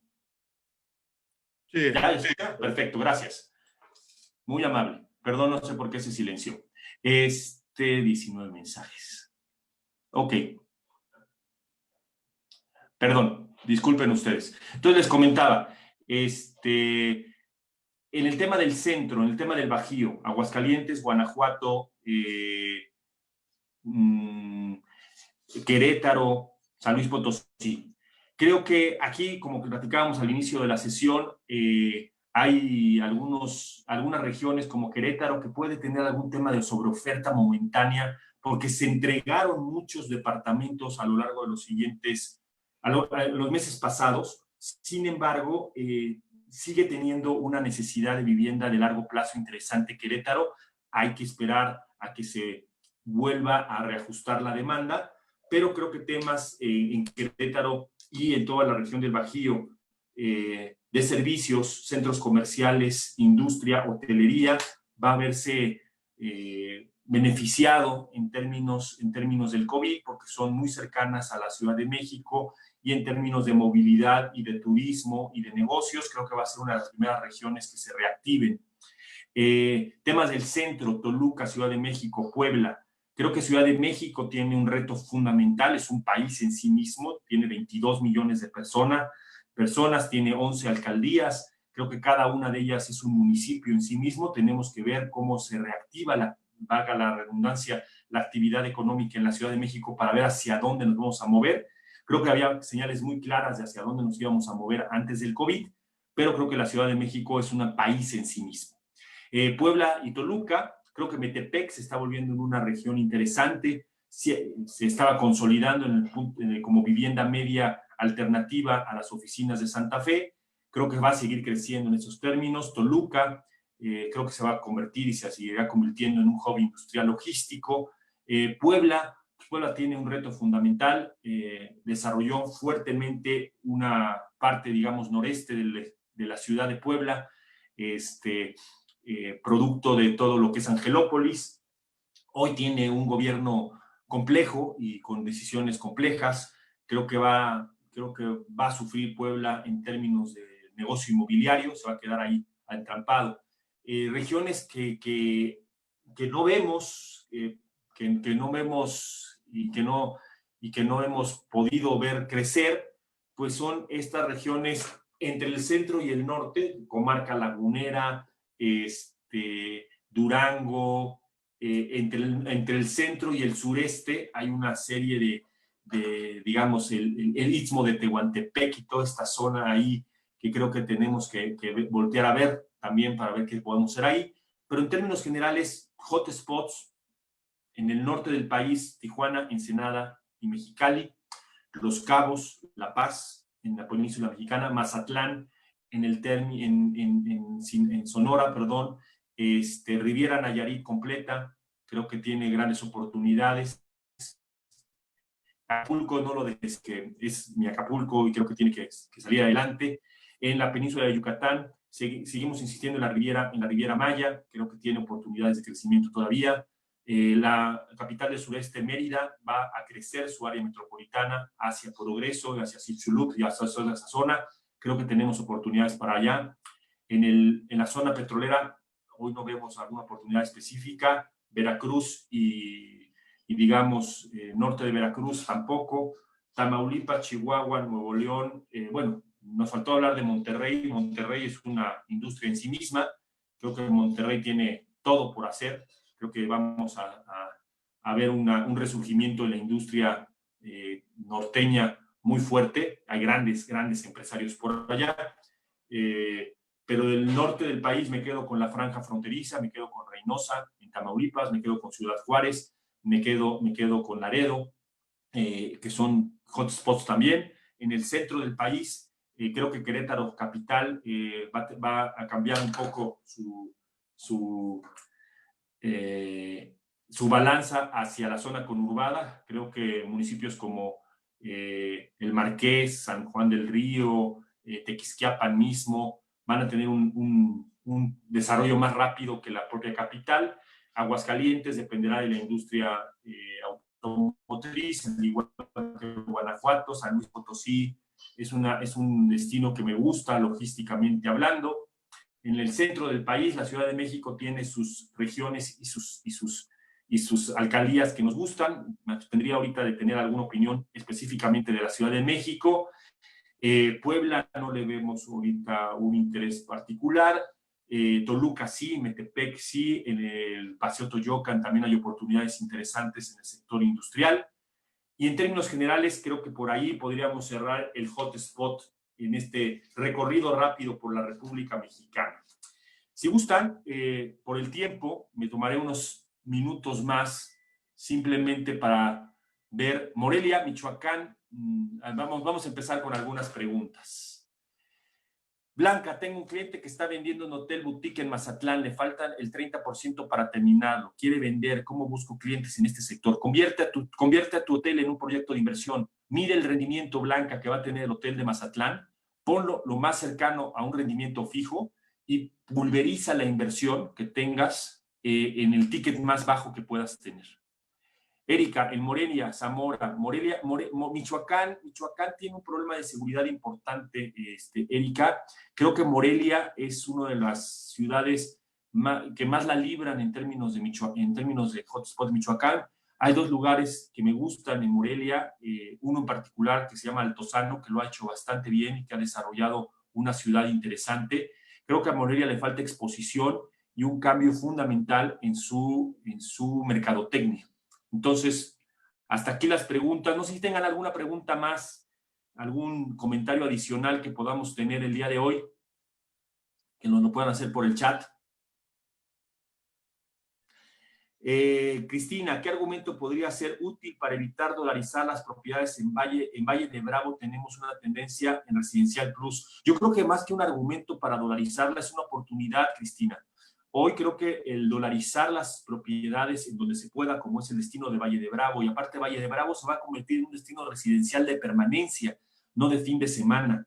¿Por qué? Pues porque mucha gente del poniente de la ciudad, que es comúnmente donde está asentada la clase alta de la Ciudad de México y de todo México, y ya está pasando, claro que sí, Cristina, y van a subir los precios en Valle de Bravo.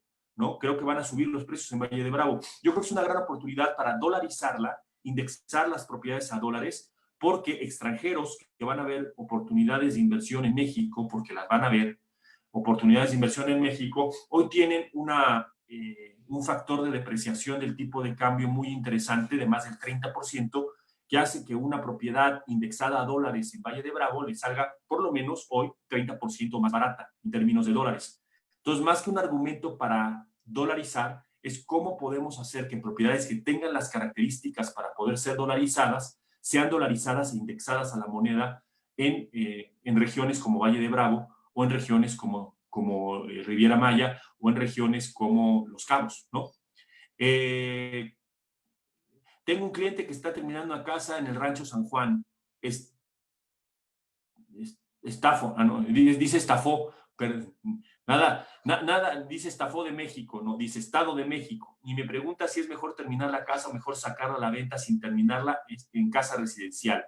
Yo creo que aquí la pregunta más bien es hacia tu cliente. ¿Tiene problemas de liquidez? ¿Tiene necesidades de liquidez tu cliente? Si las tiene, hay que rematar la propiedad. Si no las tiene, es un mal momento para vender. Que termine su casa y que espere un mejor momento de venta. Clientes con traspaso de restaurante en plaza comercial. ¿Qué puntos recomiendas tomar en cuenta para comercializar en este entorno? Paciencia y mucha paciencia. No va a haber hoy clientes en mercado comercial y menos en un mercado de traspaso, y dependerá mucho del nivel de ocupación que tenga la plaza comercial. Paciencia, mi querida Claudia. Gracias. ¿Alguna otra pregunta? Sí, tenemos una pregunta por Facebook, Jorge. Adelante, mi querido Alejandro. Nos pregunta Maya Rivas, ¿cuál es su perspectiva respecto a los inmuebles de clase luxury? Perdón, se cortó un poquito. ¿Cuál es tu perspectiva respecto a los inmuebles de clase luxury? De clase luxury, que no van a ser afectados. La clase high class en México, la clase luxury en México va a tener un problema no tanto de afectación de precios o de falta de demanda. El problema fundamental, lo platicábamos, va a ser alternativas de inversión.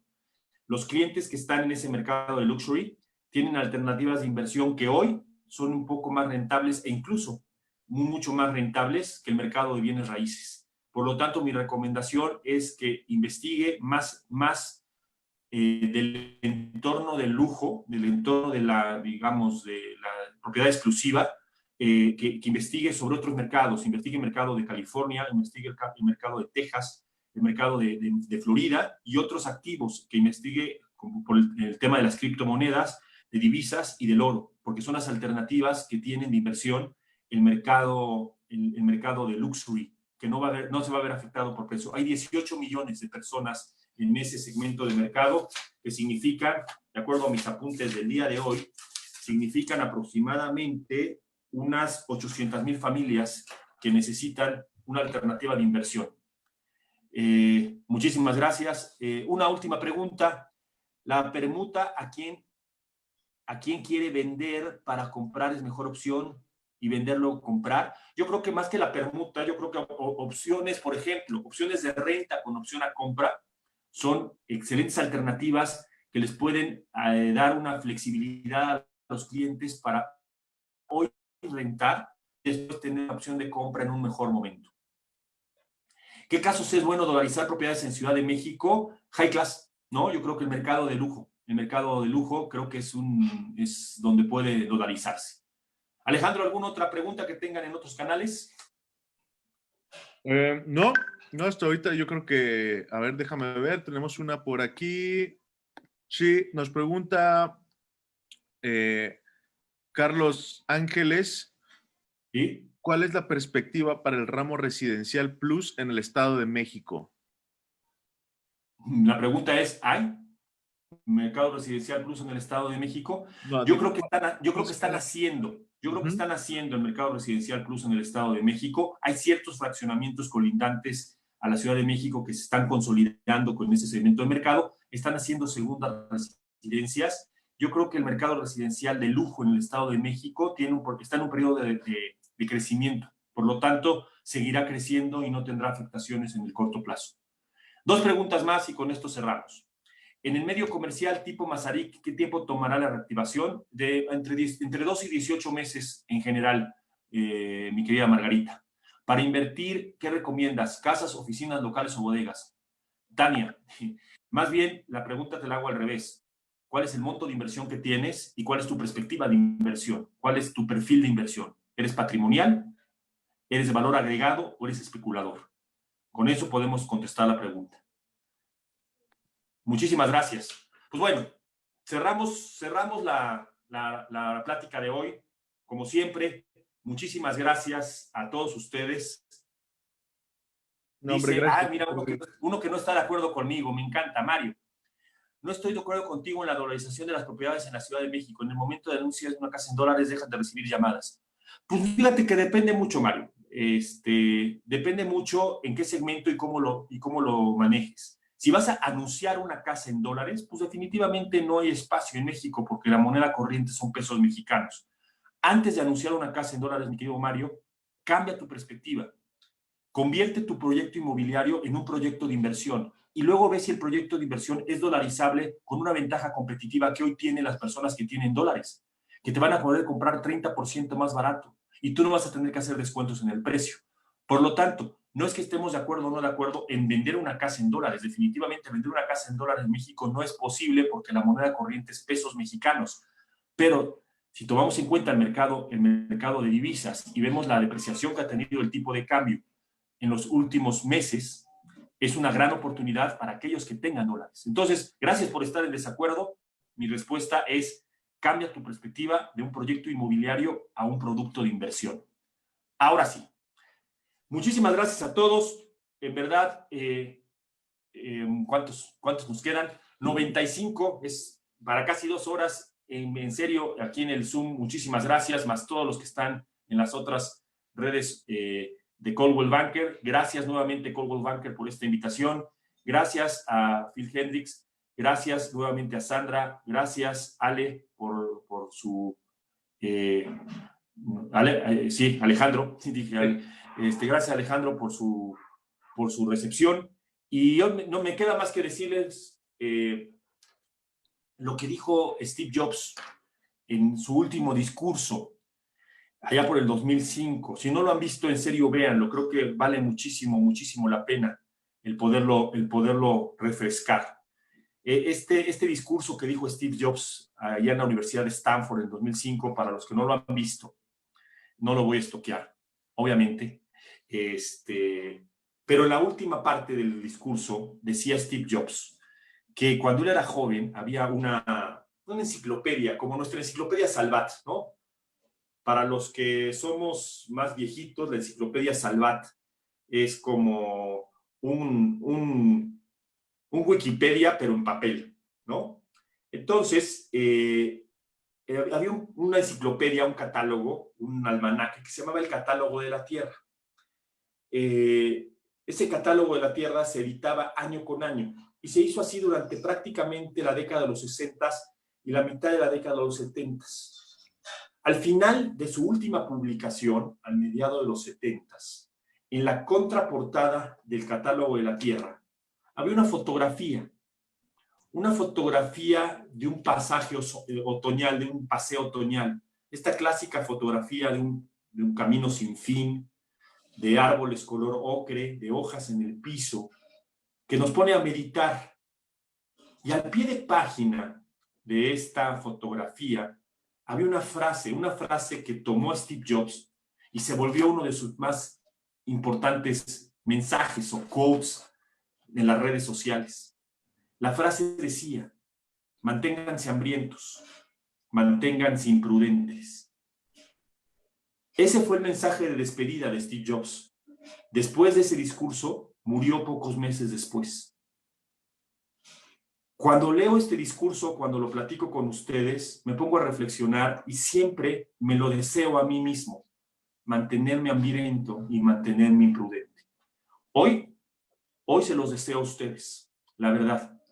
Por el bien de México, por el bien de nuestra industria, por el bien del sector inmobiliario, por el bien de sus familias, por el bien de cada uno de ustedes. Mantengámonos hambrientos, mantengámonos imprudentes. Muchísimas gracias a todos. Nos vemos en la próxima. Gracias por aguantarme. Muchas gracias, Jorge. Gracias a todos los que estuvieron presentes. De verdad, un placer como siempre, Jorge, y espero en algún otro momento tenerte de nueva cuenta con nosotros.